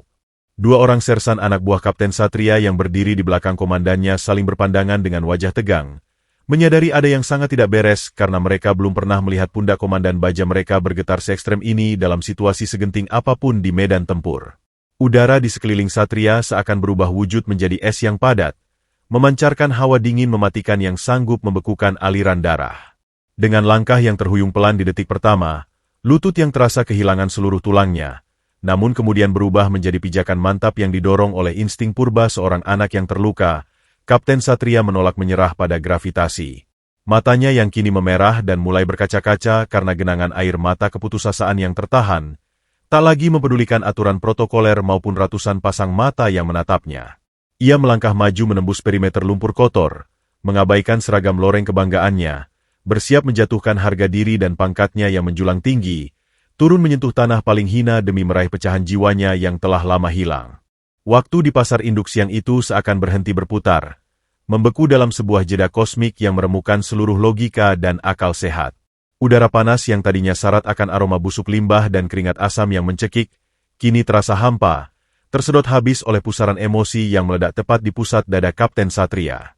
Di sekelilingnya, dunia masih terus bergerak dalam kebodohan yang luar biasa bising. Mulut juragan Marni yang memuakan masih komat kamit memuntahkan caci maki binal. Bibir berlipstik merah menyala itu terus merangkai kata-kata menjijikan tentang tikus got dan gembel bau selokan. Gelang-gelang emas imitasi di pergelangan tangan wanita subur itu bergemerincing sumbang memekakan telinga, menuntut dengan penuh arogansi agar aparat segera menyeret paksa mangsanya ke sel tahanan paling gelap hari ini juga. Namun, bagi sang komandan pasukan khusus, seluruh visual dan audio murahan dari sirkus jalanan itu telah memudar menjadi sekadar distorsi statis di latar belakang. Fokus matanya yang setajam elang, seluruh kepingan jiwanya, dan sisa-sisa kewarasannya yang tersisa kini hanya terkunci rapat pada satu titik kecil yang memantulkan sinar matahari dari balik robekan kebaya lusuh penuh lumpur tersebut. Sebuah liontin selongsong peluru perak berkarat dengan ukiran inisial manual yang cacat, artefak suci yang dengan kejam mengoyak paksa jahitan luka lama di jantung sang komandan. Benteng pualam ketegasan yang selama 10 tahun ini ia bangun lapis demi lapis dengan kedisiplinan militer tanpa cacat, runtuh berkeping-keping menjadi debu dalam hitungan sekian milidetik. Kapten Satria, sosok dewa penghakim berdarah dingin yang tak pernah sekalipun mengedipkan mata atau memalingkan wajah saat dihujani peluru tajam di medan operasi maut, kini hanyalah seorang anak kecil yang tersesat dalam pusaran trauma yang hancur lebur. Urat-urat di lehernya menonjol tegang, menahan isakan tangis keputusasaan yang menyumbat tenggorokannya bagaikan sebongkah batu karang berduri tajam. Keringat dingin mengucur deras membanjiri pelipisnya, sementara napasnya menderu putus-putus, berjuang meraup oksigen yang seolah menolak keras untuk memasuki paru-parunya. Tangan kanannya yang terbalut sarung tangan taktis kulit hitam, tangan yang selalu kokoh mencekik leher musuh negara tanpa ragu, kini bergetar luar biasa hebat, seakan kehilangan seluruh kekuatan anatomi ototnya. Kesombongan dan kebanggaan akan seragam loreng yang tersetrika sempurna itu menguap tak bersisa di bawah terik matahari. Ia tak lagi mempedulikan setiap pasang mata beringas yang menatapnya. Ia menulikan telinganya dari sorak-sorai masa brutal yang menanti eksekusi berdarah dari tangannya. Dengan gerakan yang teramat lambat, patah-patah, dan kaku, seolah ia sedang melangkah di dalam genangan air raksa yang membeku, Kapten Satria mengambil satu langkah gontai ke depan. Ia menembus perimeter steril yang dijaga sangat ketat oleh dua sersan anak buahnya. Kedua prajurit elit yang terlatih untuk tidak menunjukkan emosi itu saling berpandangan dengan wajah pucat pasi. Rahang mereka ternganga tak mampu menyembunyikan keterkejutan yang luar biasa saat melihat pundak komandan baja kebanggaan mereka berguncang ekstrim menahan tangis. Tanpa sedikit pun mempedulikan pangkat bintang yang menanti, wibawa yang tak tertandingi, maupun kasta sosial yang memisahkan kehidupan mereka, Satria membiarkan lutut kanannya, lutut yang tak pernah sekalipun sudi menekuk memohon belas kasihan di hadapan manusia manapun di muka bumi ini, perlahan-lahan merendah. Ujung sepatu Lars hitamnya yang mengkilap sempurna dan bernilai jutaan rupiah itu kini mendarat pasrah dan terbenam ke dalam genangan air lumpur hitam pekat yang berbau limbah amis ikan busuk. Ujung celana seragam kebesarannya seketika basah, ternoda oleh cairan menjijikan yang paling ia benci. Namun, Satria sama sekali tidak merasa muak. Ia terus merendahkan postur raksasanya, menyejajarkan tubuhnya yang wangi parfum mask mahal dengan gundukan kain compang-camping berbau selokan yang sedang meringkuk gemetar di bawahnya. Melihat monster berseragam loreng dengan aura kematian itu tiba-tiba turun menyentuh tanah tepat di depan wajahnya, Ibu Ningsi bereaksi dengan kepanikan absolut yang mencabut sisa umurnya. Otaknya yang telah digerogoti demensia, akut menerjemahkan pergerakan perlahan itu sebagai persiapan eksekusi mematikan tahap akhir. Wanita malang itu memekik parau bagai hewan buruan yang terpojok, merangkak mundur dengan tergesa-gesa hingga punggungnya yang terkelupas parah bergesekan keras dengan aspal hancur, meninggalkan jejak darah segar yang langsung bercampur dengan lumpur kotor. Tubuh ringkihnya yang hanya menyisakan tulang belulang berbalut kulit keriput layu itu, menyusut sekecil mungkin ke dalam dirinya sendiri. Ia menundukkan kepalanya dalam-dalam, menyembunyikan wajahnya di balik tirai helaian rambut putih kusut masai yang tebal oleh debu dan tanah basah. Kedua tangannya yang berdarah dan nyaris patah, akibat injakan brutal hak tinggi Marni justru semakin mempererat dekapannya, melindungi sebutir kentang busuk berlumur lumpur di dadanya. Dengan suara yang sangat lirih, bergetar hebat, dan syarat akan putus asa yang gelap, wanita tua itu merintih memohon ampunan kepada udara kosong. Ia bergumam terbata-bata bahwa ia tidak berniat jahat, ia bersumpah tidak mencuri uang siapapun, ia hanya memungut makanan sisa yang kotor ini untuk jagoan kecilnya yang tampan, anak laki-lakinya yang belum makan dan pasti sedang menangis kelaparan di rumah, menunggu kedatangannya agar bisa tertidur lelap malam ini. Rentetan gumaman demensia yang meracau namun murni memancarkan kasih sayang keibuan tanpa batas itu, seketika menghantam ulu hati Satria dengan daya ledak ribuan ton bom Molotov. Darah sang kapten mendidih oleh rasa bersalah dan penyesalan yang membakar setiap sel di tubuhnya. Air mata yang selama sedekade terakhir ia kunci di ruang bawah tanah jiwanya, kini memberontak keluar tanpa ampun menghancurkan tembok pertahanannya. Bulir-bulir bening yang panas itu mengalir deras membasahi rahangnya yang persegi dan kokoh, menetes jatuh satu persatu, bercampur dengan genangan lumpur amis pembawa petaka di bawah lututnya. Sebelum ia menyentuh Ningsih, Satria menatap tangannya sendiri dengan pandangan nanar. Tangan yang selama ini dibanggakannya untuk menegakkan keadilan buta, ternyata adalah tangan yang sama yang membiarkan darah dagingnya sendiri diinjak-injak bagai binatang rendahan. Tangan yang baru saja mengusir wanita ini layaknya parasit hama. Ratusan pasang mata yang memadati perimeter itu membelalak ngeri tak percaya. Mulut-mulut kotor yang sebelumnya meneriakkan hujatan binal, kini terbungkam rapat seolah dikunci paksa oleh sihir tak kasat mata. Mereka menyaksikan sebuah anomali visual yang merobek nalar logika. Seorang perwira tinggi militer beringas meneteskan air mata dengan isakan tertahan, berlutut menyembah tanah kotor di hadapan seorang pengemis gila berbau najis. Juragan Marni yang buta nada dan miskin empati menatap adegan itu dengan dengusan kesal. Berkacak pinggang di atas singgasananya, Marni tertawa sumbang yang mengiris keheningan, mengira sang komandan tampan sedang memainkan komedi psikologis untuk menyiksa batin pencuri itu. Ia berteriak melengking menembus udara, menasihati sang aparat dengan nada merendahkan agar tidak usah repot-repot mengotori sarung tangan mahalnya demi menyentuh gembel menjijikan itu, karena tikus got itu pastinya dipenuhi kutu dan penyakit kulit menular yang bernanah. Namun, semua ocehan bangkai Marni tidak pernah sampai ke telinga Satria. Satria secara refleks melepas sarung tangan taktisnya dengan tarikan kasar, membuang benda pelindung itu ke dalam lumpur. Dengan jemari telanjang yang bergetar hebat, ia menyingkap helaian rambut putih kotor yang menutupi wajah wanita malang tersebut. Mata elang Satria yang basah menatap lurus ke dalam sepasang mata keruh ibunya. Ia membuka bibirnya yang tiba-tiba terasa sangat kaku, merangkai sebuah kata bukan dengan bariton menggelegar layaknya di medan tempur, melainkan dengan bisikan rapuh yang syarat akan luka menganga, sebuah panggilan parau yang seketika membekukan denyut jantung seluruh manusia di pasar itu tanpa terkecuali, merintih terseduh memanggil, Ibu. Kata, Ibu, yang meluncur bergetar dari bibir pucat pasi Kapten Satria terucap dengan volume yang nyaris tak terdengar, laksana embusan angin rapuh yang tersesat di tengah badai gurun pasir. Namun, efek destruktif dari dua suku kata pendek itu menghantam seluruh entitas kehidupan di pasar induk dengan kekuatan setara ledakan bom atom di ruang hampa. Waktu benar-benar mati suri. Ratusan pasang mata yang membelalak dari kerumunan massa yang sebelumnya haus darah seketika membeku kaku. Rahang mereka jatuh merosot tak mampu merangkai satupun logika atas apa yang tersaji di depan mata. Dua sersan pasukan khusus yang berdiri menjaga perimeter di belakang Satria serasa tersambar petir berskala maksimal di siang bolong. Lutut mereka melemas dan senapan serbu di tangan mereka nyaris tergelincir jatuh ke aspal saat melihat pimpinan baja tertinggi, kebanggaan absolut kesatuan militer, dengan sengaja menjatuhkan tubuh raksasanya untuk berlutut mencium lumpur najis. Sang komandan telah membuang seluruh wibawa seragam lorengnya yang tak ternilai, membiarkan celana kebesarannya direndam oleh air limbah amis ikan busuk, dan menangis terseduh-seduh menundukkan kepala di hadapan seorang gembel yang baru saja dituduh sebagai pencuri rendahan. Udara pasar yang tadinya mendidih oleh amarah publik, seketika tersedot habis ke dalam ruang hampa yang luar biasa mencekik tenggorokan, menyisakan kesunyian yang teramat pekat dan perih. Di bawah bayang-bayang postur raksasa sang komandan yang berlutut merendahkan diri di genangan air hitam amis tersebut, Ibu Ningsi sama sekali tidak merespons panggilan sakral itu dengan pelukan kelegaan layaknya sebuah reuni keluarga yang indah. Kabut gelap demensia akut yang telah bertahun-tahun menyelimuti dan merusak sel-sel saraf otaknya, telah merenggut paksa memori visual tentang wajah putranya. Di dalam pandangannya yang rabun dan dikuasai teror, Ningsi tidak melihat seorang anak yang pulang untuk menyelamatkannya. Ia hanya melihat sosok monster berseragam militer mengancam yang turun dari langit untuk mengeksekusi sisa nyawanya. Mendengar suara bariton yang bergetar parau di depannya, wanita tua itu memekik tertahan dalam kepanikan ekstrim. Tubuh kurus keringnya yang dipenuhi luka robek akibat siksaan brutal merangkak menyusut mundur. Punggungnya bergesekan keras dengan aspal hancur, gemetar hebat layaknya seekor burung gereja berdarah yang terperangkap dalam rahang serigala raksasa.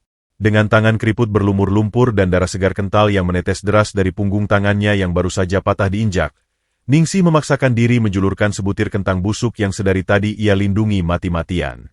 Ia meratap histeris dengan pita suara yang nyaris putus, memohon dengan sangat dan bersujud ke arah aspal kotor agar bapak tentara yang garang mengambil saja makanan mewah ini. Tapi tolong jangan membunuhnya karena anak laki-lakinya yang tampan sedang menunggu di rumah dan akan menangis terseduh-seduh mati kelaparan jika ibunya tidak pulang hari ini. Penolakan traumatik dan ratapan penuh ketakutan dari bibir ibunya itu mengiris jantung Satria bagaikan hujaman ribuan belati berkarat yang ditusukkan secara bersamaan dan diputar tanpa ampun. Dunia sang dewa penghakim benar-benar kiamat dan hancur lebur menjadi debu keputusasaan. Kenyataan bahwa ibunya tidak lagi mengenalinya, dan justru memohon belas kasihan kepadanya demi anak lelakinya, meremukan sisa-sisa kewarasan Satria. Ia tidak mampu lagi menahan bendungan air mata yang selama sedekade ini ia kunci di ruang bawah tanah jiwanya. Tangisan sang komandan yang beringas itu pecah tak terkendali, berubah menjadi isakan pilu seorang anak laki-laki kecil yang tersesat dalam kegelapan. Dengan jemari telanjang yang bergetar di luar batas kendali anatomi manusia normal, Satria mengabaikan kentang busuk itu dan perlahan, dengan kelembutan yang nyaris tak kasat mata, merengkuh tangan keriput ibunya yang berlumuran darah segar dan lumpur pekat. Suhu sedingin balok es dari kulit ibunya yang sekarat akibat malnutrisi ekstrim langsung membakar pori-pori Satria dengan rasa bersalah yang tak akan pernah termaafkan sepanjang hayat. Ia menundukkan kepalanya dalam-dalam, menyentuhkan dahinya yang basah oleh keringat dingin ke punggung tangan ibunya yang robek menganga akibat injakan biadab hak tinggi Juragan Marni. Melalui sela-sela isaknya yang mencekik dada, Satria merintih memohon ampun, memanggil-manggil ibunya dengan panggilan kecil masa lalunya yang rapuh, berbisik parau mengingatkan tentang wangi melati, tentang ukiran huruf cacat di liontin peluru peninggalan ayahnya yang kini sedingin baja di dada ibunya. Memohon kepada Tuhan agar ibunya mengingat darah dagingnya yang selama 10 tahun ini telah hidup di dalam neraka pencarian tak berujung. Ironisnya, di saat atmosfer kesedihan murni yang sangat menyayat hati itu sedang mengoyak-ngoyak langit pasar, hingga membuat awan mendung seolah ikut meneteskan hujan duka, Juragan Marni justru mencapai puncak kebodohan evolusioner yang paling mematikan dalam sejarah hidupnya. Otaknya yang terbuat dari keserakahan, kesombongan, dan lumpur dengki sama sekali gagal menerjemahkan bahasa tubuh serta tragedi kemanusiaan yang sedang berlangsung tepat di depan ujung sandalnya yang kotor. Marni dengan tingkat arogansi tingkat dewa mengira bahwa komandan pasukan khusus di depannya ini sedang memainkan taktik intimidasi psikologis yang sangat brilian, pura-pura bersimpati untuk memancing pengakuan dari sang sindikat pencuri gila. Dengan suara melengking tajam yang seketika merobek keheningan suci tersebut, Marni malah meledak dalam gelak tawa sumbang yang luar biasa menjijikan. Gelang-gelang emas palsunya bergemerincing heboh menyakitkan telinga saat ia berkacak pinggang, mencemooh dengan volume maksimal menembus kerumunan. Ia meneriakkan bahwa bapak tentara sungguh pintar melawak dan berakting, Namun ia memperingatkan dengan nada merendahkan agar Satria jangan membuang-buang waktu membelai tangan najis tikus got cacat itu, karena penyakit kudis dan kusta dari gembel bau selokan itu pasti akan menular, merusak kulit mulus dan seragam mahal sang komandan. Dalam kebutaan mutlaknya terhadap bahaya, Marni bahkan dengan sengaja mengayunkan kaki gemuknya satu langkah ke depan, bersiap untuk mendaratkan tendangan kedua yang lebih mematikan ke wajah Ningsih, sembari mendengus kasar menuntut agar para si cacat itu segera diseret menggunakan rantai anjing ke sel tahanan sekarang juga. Ucapan bangkai bernada sarkasme dari bibir berlipstik merah menyala milik Marni, ditambah pergerakan kaki babi betina itu yang kembali mengancam ibunya, bertindak laksana pelatuk maut yang meledakkan sebuah reaktor nuklir di dalam dada Satria. Tangis keputusasaan sang anak mendadak mengering seketika, menguap tersapu bersih oleh badai murka paling gelap dan absolut yang pernah tercipta di muka bumi. Satria tidak langsung menoleh. Ia menahan napasnya yang menderu, menggeser tubuh raksasanya dengan sangat lembut untuk menutupi dan menjadi perisai baja hidup bagi tubuh ringkih ibunya yang masih gemetar ketakutan. Tangan kirinya dengan sangat hati-hati merangkul pundak Ningsih, memberikan pelindung tak tertembus, sementara tangan kanannya yang masih berlumuran darah ibunya perlahan mengepal di atas genangan lumpur amis. Kepalan tangan itu meremas udara begitu keras hingga buku-buku jarinya memutih pasi, dan urat-urat biru di lengannya menonjol ekstrim bagaikan akar pohon tua yang siap meledak merobek kulit. Suhu udara di radius 10 meter dari tempat mereka berlutut mendadak anjlok drastis, memancarkan aura pembunuh berdarah dingin yang membuat bulu kuduk dan nyali setiap preman pasar di sana ciut dan merinding hebat. Sang anak yang menangis terluka kini telah mati, digantikan sepenuhnya oleh kebangkitan dewa perang beringas yang tatapan matanya siap mengoyak nyawa. Satria bersiap bangkit dari lumpurnya, tak akan pernah sudi memberikan setetes pun ampunan bagi siapa saja yang berani menyentuh sehelai rambut malaikat pelindungnya, bersiap untuk menghancurkan, membumi hanguskan, dan menguliti harga diri sang juragan sayur hidup-hidup di depan mata seluruh dunia.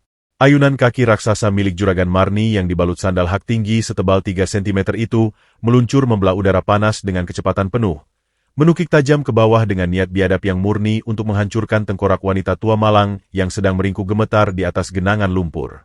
Bagi Marni, tendangan mematikan itu adalah sebuah penutup pameran kekuasaan, sebuah eksekusi final untuk membuktikan kepada seluruh penghuni pasar bahwa tidak ada satupun nyawa rendahan yang berani mengusik singgasananya. Ia memejamkan mata sesaat dalam ekstase arogansi, membayangkan bunyi retakan tulang wajah sang gembel dan cipratan darah yang akan menyempurnakan kemenangannya siang itu. Namun, ujung hak sepatunya yang kotor itu tidak pernah mencapai sasarannya. Tepat dalam jarak 1 mm sebelum menembus kulit rapuh ibu Ningsih, waktu dihempaskan pada sebuah interupsi fisik yang melampaui batas nalar manusia. Tangan kanan Kapten Satria, yang tidak lagi mengenakan sarung tangan taktis dan masih berlumuran darah segar ibunya, melesat memotong udara dengan kecepatan kilat yang mustahil ditangkap oleh mata telanjang. Tangan yang sekeras baja murni itu mencengkeram pergelangan kaki Marni yang subur bak sebuah capit besi raksasa yang langsung terkunci mati tanpa ruang kompromi. Benturan antara momentum tendangan Marni dan cengkeraman statis Satria menciptakan sebuah getaran kejut yang merambat liar.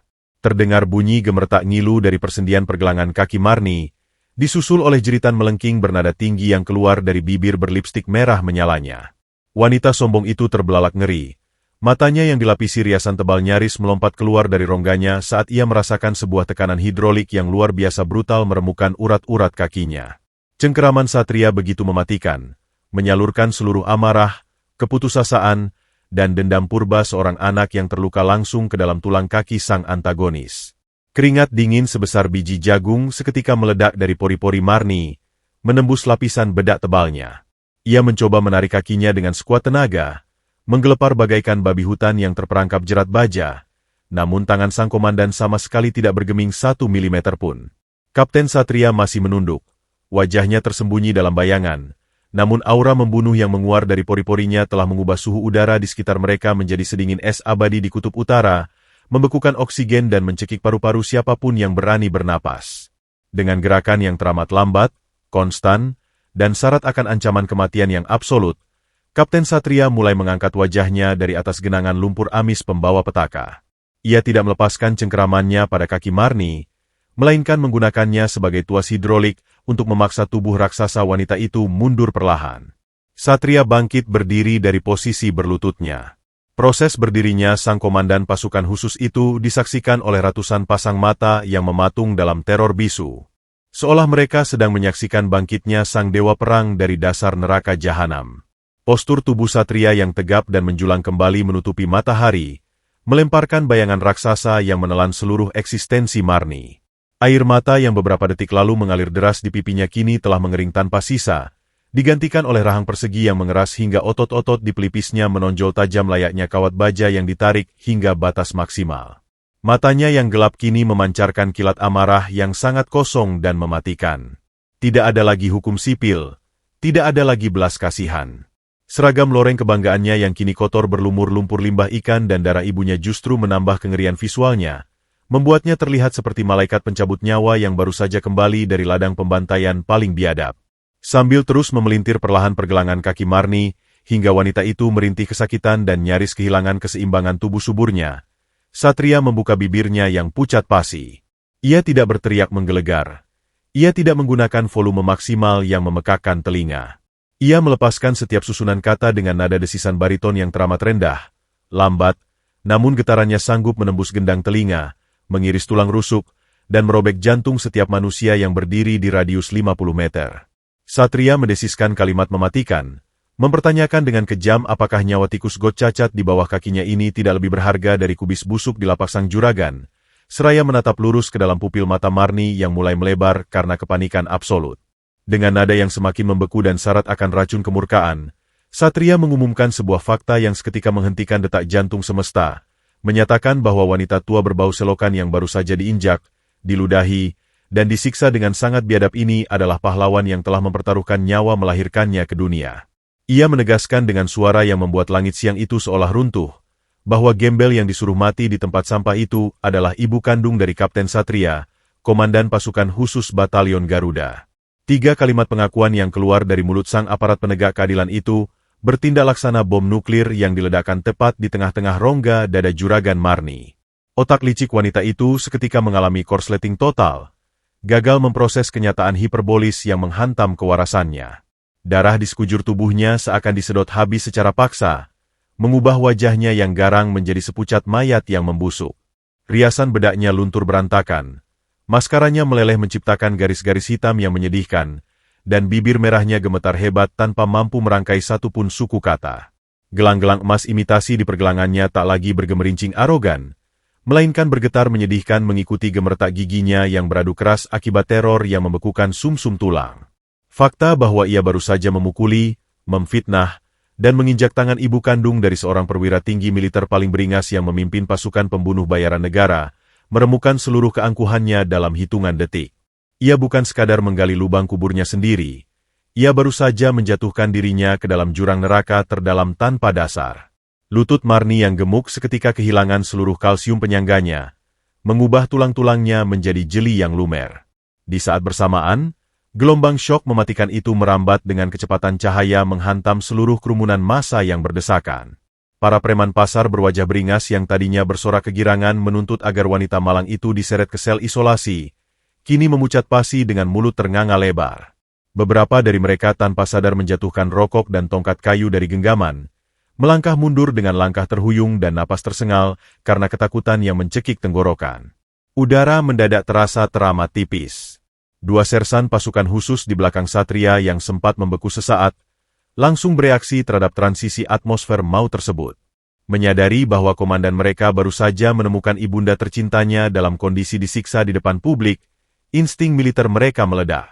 Tanpa perlu menunggu aba-aba dari mulut Satria, kedua prajurit elit itu serentak melepas pengaman senapan serbu laras panjang mereka dengan bunyi klik logam yang luar biasa tajam dan mengancam, membelah keheningan pasar. Mereka langsung merangsek maju, membentuk barikade baja yang melingkari tubuh ringki Ibu Ningsih dan Kapten Satria, menodongkan senjata ke segala arah dengan sorot mata yang siap melepaskan tembakan mematikan ke arah siapapun yang berani mengambil satu langkah maju. Panggung pengadilan jalanan yang tadinya dikuasai oleh kebrutalan massa, kini telah berbalik 180 derajat menjadi arena pembantaian psikologis yang dikendalikan secara mutlak oleh sang dewa perang yang siap menagih karma atas setiap tetes darah ibunya yang jatuh ke aspal siang ini. Deklarasi mutlak yang meluncur dari bibir Kapten Satria tentang identitas asli sang wanita tua pengemis itu, menggantung di udara pasar induk layaknya sebuah vonis mati dari pengadilan semesta. 3 kalimat hiperbolis yang membongkar fakta bahwa gembel berbau selokan tersebut adalah ibu kandung sang komandan pasukan khusus, menyedot seluruh sisa oksigen yang ada di radius ratusan meter persegi. Waktu seolah berhenti berdetak. Jarum jam membeku dalam sebuah jeda kosmik yang syarat akan kengerian. Langit siang yang semula terik memanggang aspal kini terasa menggelap, seolah tertutup oleh awan kelabu tebal yang memantulkan aura kemurkaan sang dewa perang. Di tengah pusaran kesunyian yang mencekik tenggorokan itu, Juragan Marni berdiri mematung layaknya sebuah arca daging berbedak tebal yang baru saja dikutuk oleh tatapan Medusa. Otaknya yang selama ini hanya diisi oleh keserakahan, manipulasi, dan arogansi kasta rendahan, kini mengalami korsleting total, meledak hancur gagal memproses realita bahwa wanita parubaya berdaster sutra merah marun itu baru saja menandatangani surat kematiannya sendiri dengan tinta darah pahlawan yang melahirkan sang komandan. Runtuhnya kesombongan Marni tidak terjadi secara perlahan, melainkan hancur lebur dalam satu detik yang paling memalukan sepanjang sejarah peradaban pasar tersebut. Ketika gravitasi kengerian itu akhirnya menghantam pusat kesadarannya, reaksi fisiologis tubuh suburnya sama sekali tidak bisa dikompromi. Lutut gemuknya yang tadinya berdiri angkuh menopang berat badannya di atas sandal hak tinggi, seketika kehilangan seluruh kalsium penyangganya, berubah menjadi gumpalan jeli yang lumer. Terdengar bunyi debu keras yang memalukan saat tubuh raksasa Marni ambruk berlutut, menghantam aspal hancur tepat di sebelah kubangan lumpur hitam amis tempat ia menyiksa Ibu Ningsih sebelumnya. Puncak dari kehancuran martabat sang antagonis terjadi saat otot kandung kemihnya kehilangan kendali akibat teror psikologis ekstrim yang meremukan saraf simpatiknya. Cairan kekuningan berbau pesing merembes deras menembus daster sutra mahalnya, mengalir menggenangi aspal dan bercampur dengan sisa-sisa lumpur busuk. Ia mengompol di depan ratusan pasang mata warga pasar, kehilangan seluruh harga dirinya yang selama ini ia bangun di atas penderitaan pedagang kecil. Gelang-gelang emas imitasinya terlepas dari pergelangan tangannya yang gemetar hebat, jatuh berhamburan tenggelam ke dalam lumpur hitam tanpa ada satupun orang yang sudi memungutnya. Di atas Marni yang kini merintih menyedihkan bagai cacing tanah yang kepanasan, Kapten Satria berdiri menjulang laksana malaikat pencabut nyawa yang baru saja bangkit dari kerak neraka. Tatapan mata elang sang komandan tidak lagi memancarkan kesedihan rapuh seorang anak yang terluka. Air matanya telah menguap tersapu oleh badai murka paling gelap yang pernah tercipta. Wajah rupawannya yang tegap dan kokoh seperti pualam kini mengeras menakutkan. Rahangnya terkunci rapat hingga urat-urat biru menonjol liar di pelipis dan lehernya. Seragam lorengnya yang kotor berlumuran lumpur limbah ikan dan noda darah segar ibunya justru menyempurnakan visual kengeriannya, menjadikannya perwujudan fisik dari karma yang tak kenal ampun. Ia menatap ke bawah, ke arah wanita gempal yang kini menggigil hebat bermandikan air kencingnya sendiri, dengan sorot mata yang begitu kosong dan mematikan, seolah ia sedang menatap seonggok sampah radioaktif yang tidak pantas lagi menghirup udara di dimensi kehidupan manusia. Atmosfer teror absolut itu merambat bagaikan gelombang kejut yang menyengat saraf setiap makhluk hidup di area tersebut.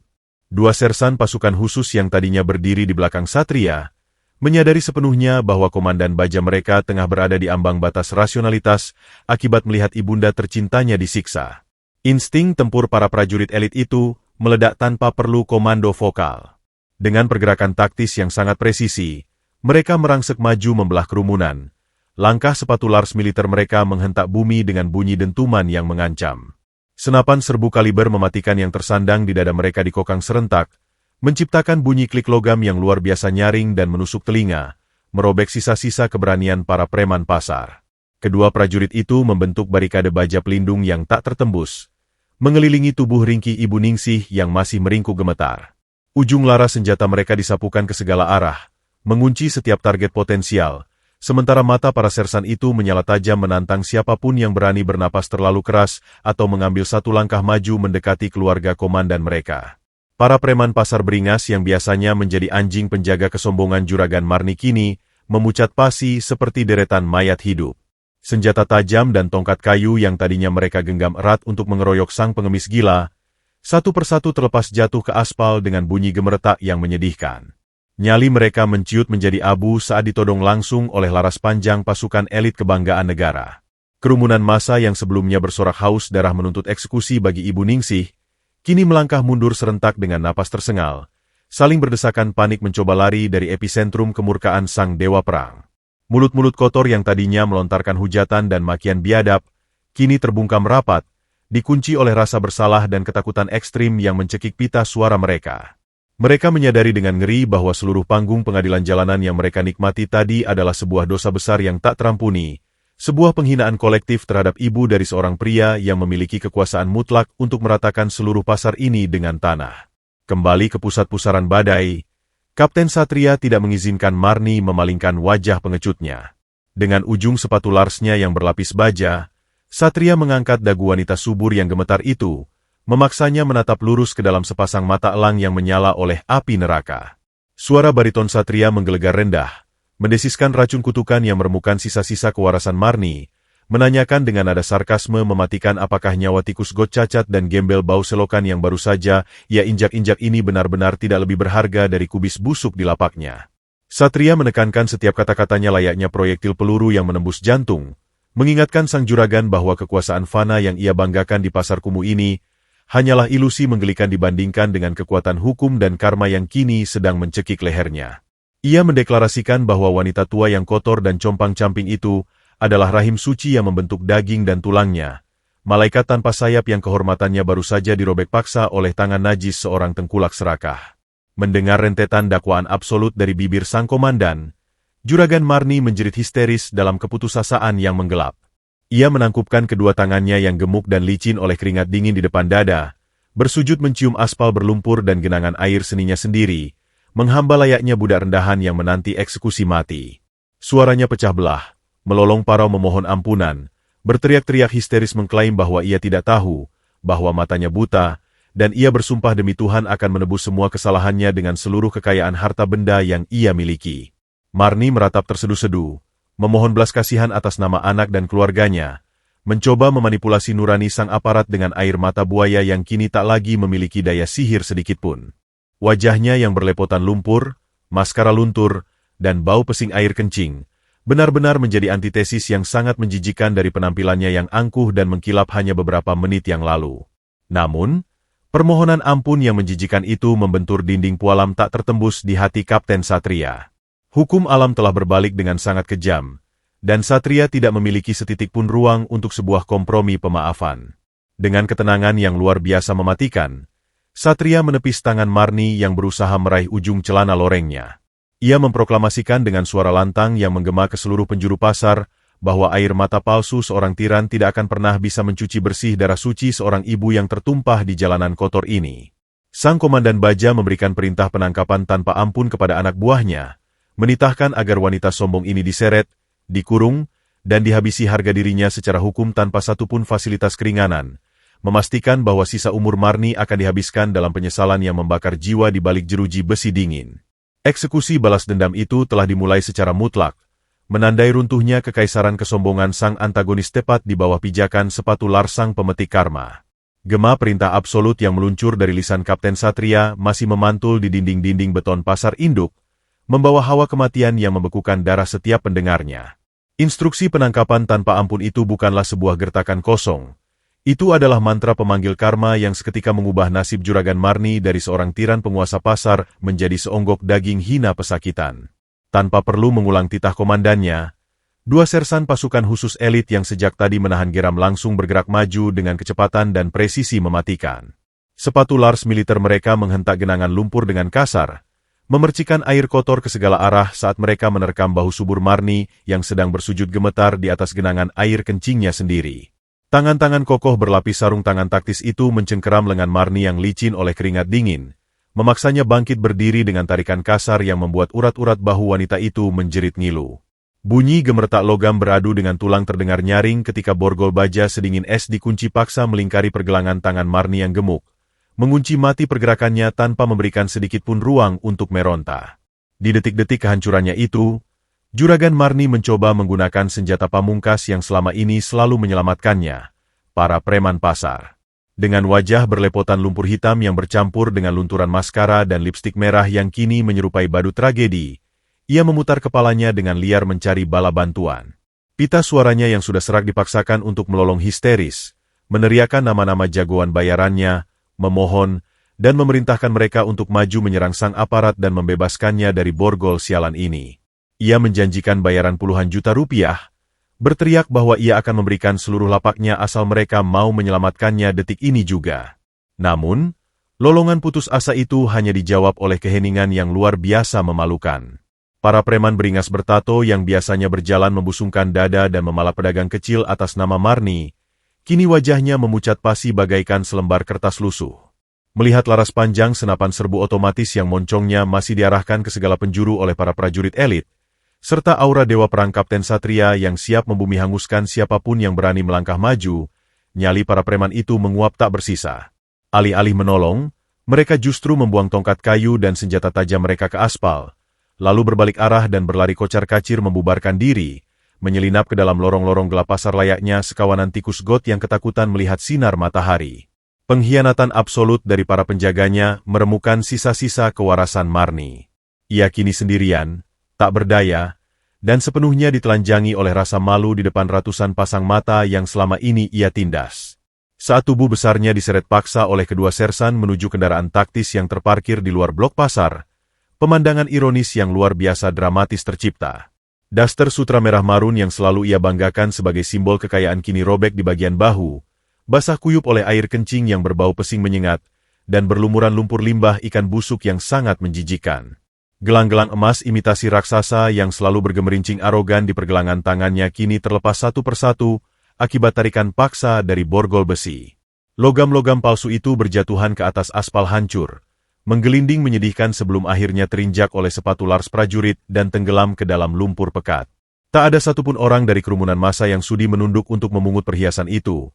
Mereka semua menatap prosesi penyeretan sang tiran dengan sorot mata yang memancarkan kepuasan batin luar biasa, sebuah katarsis massal setelah bertahun-tahun hidup dalam bayang-bayang ketakutan sang rentenir kejam. Singgasana kesombongan Marni pun tak luput dari kehancuran. Lapak sayur raksasa beratap terpal biru muda yang selama ini menjadi pusat kekuasaan dan arogansinya, kini menjadi saksi bisu kejatuhan pemiliknya. Saat Marni diseret melewati lapaknya sendiri, ia meronta sambil menangis darah melihat tumpukan sayuran segar kualitas ekspor kesayangannya.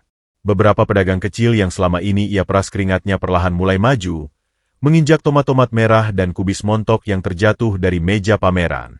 Sayuran yang baru beberapa belas menit lalu diklaim Marni jauh lebih berharga daripada nyawa seorang ibu pengemis itu, kini hancur lebur terlindas langkah kaki massa yang merangsek maju.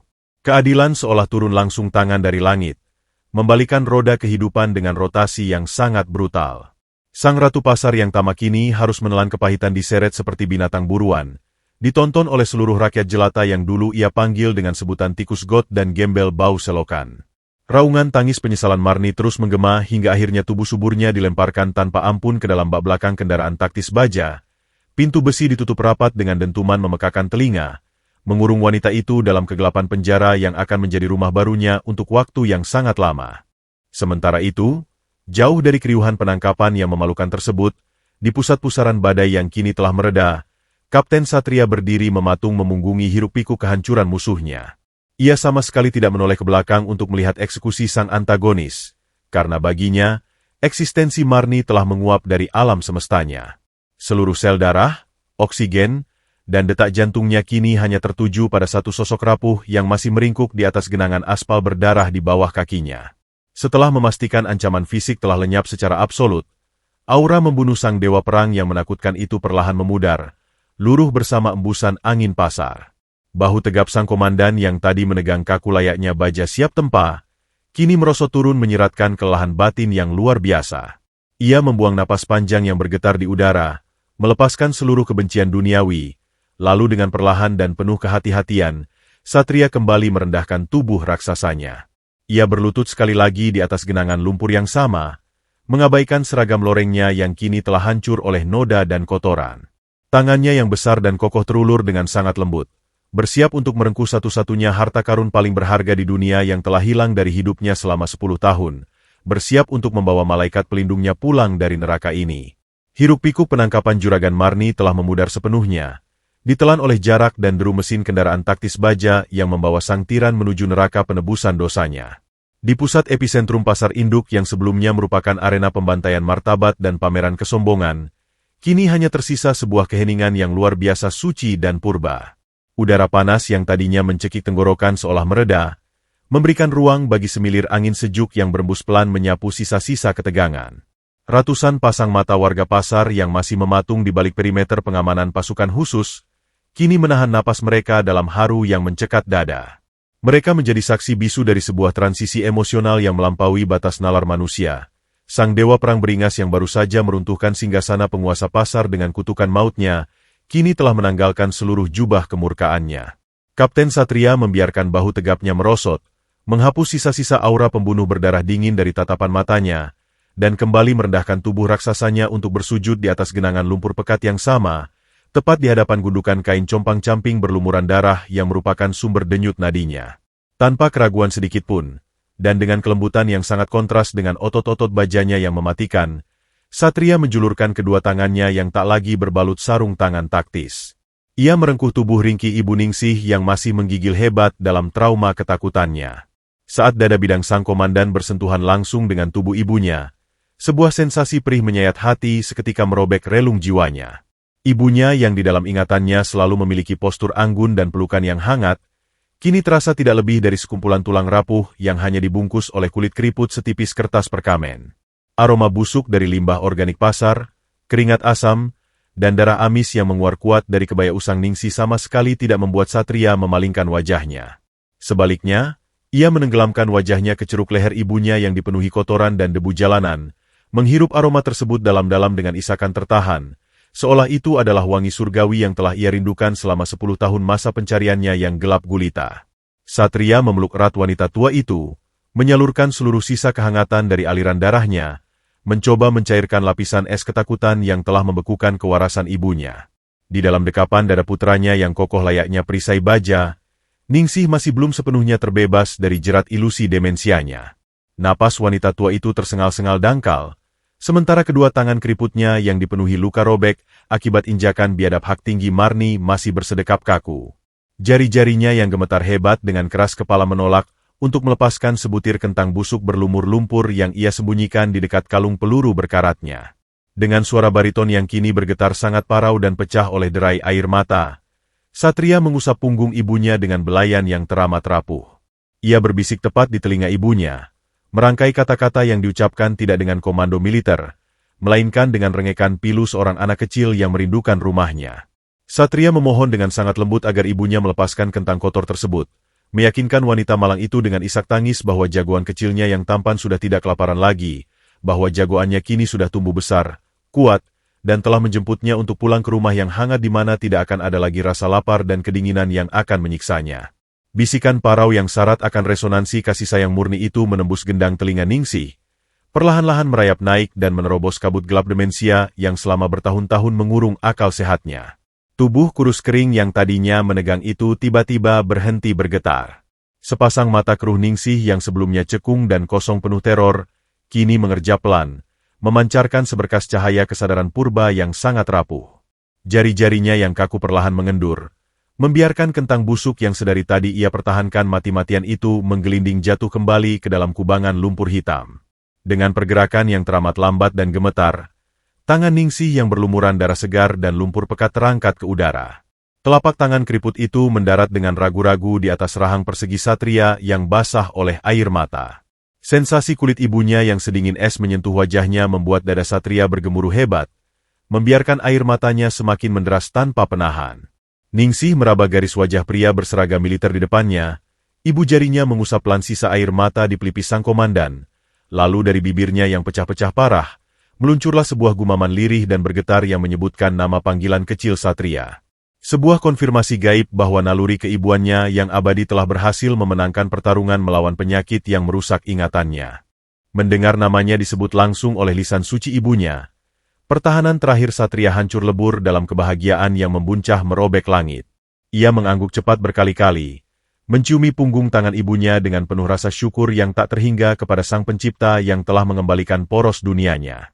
Tanpa membuang waktu lebih lama lagi di tempat laknat pembawa luka tersebut, Satria menyelipkan satu tangannya di bawah lipatan lutut ibunya, dan tangan lainnya menopang punggung rapuh berdarah itu.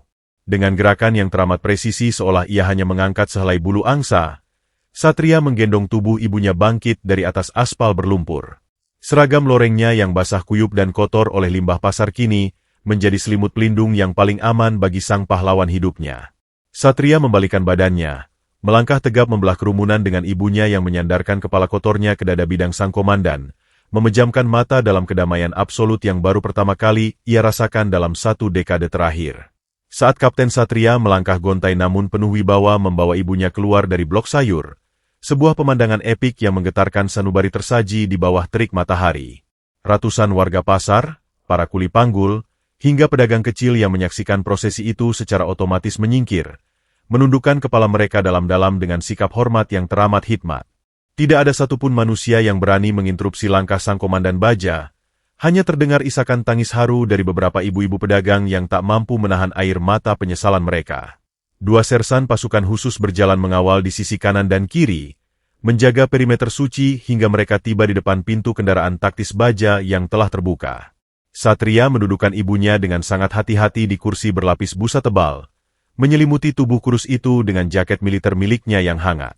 Sambil menatap lekat-lekat wajah ibunya yang kini tersenyum tipis dalam kelahannya, Satria bersumpah di dalam sanubarinya dengan nama Tuhan dan darahnya, bahwa mulai detik ini, tidak akan ada satupun kekuatan di alam semesta yang diizinkan untuk menyakiti, menghina, atau merenggut ibunya lagi.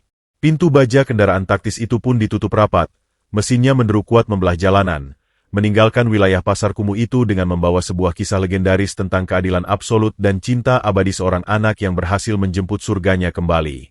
Di atas tanah berlumpur, kesombongan diruntuhkan. Di balik kebaya usang yang robek, cinta abadi ditemukan. Kisah ini mengingatkan kita bahwa surga sejati selalu berada di bawah telapak kaki ibu, tidak peduli sekotor apapun telapak kaki itu saat menjejak bumi. Air mata Kapten Satria adalah pengingat bagi kita semua untuk menjaga selagi ada, dan mencintai selagi bernapas. Terima kasih telah menemani perjalanan emosional ini. Mari sebarkan kebaikan ini dengan subscribe, berikan like, dan tinggalkan doa terbaik kalian untuk ibu di kolom komentar. Tetaplah berbuat baik, dan biarkan semesta membalas ketulusanmu.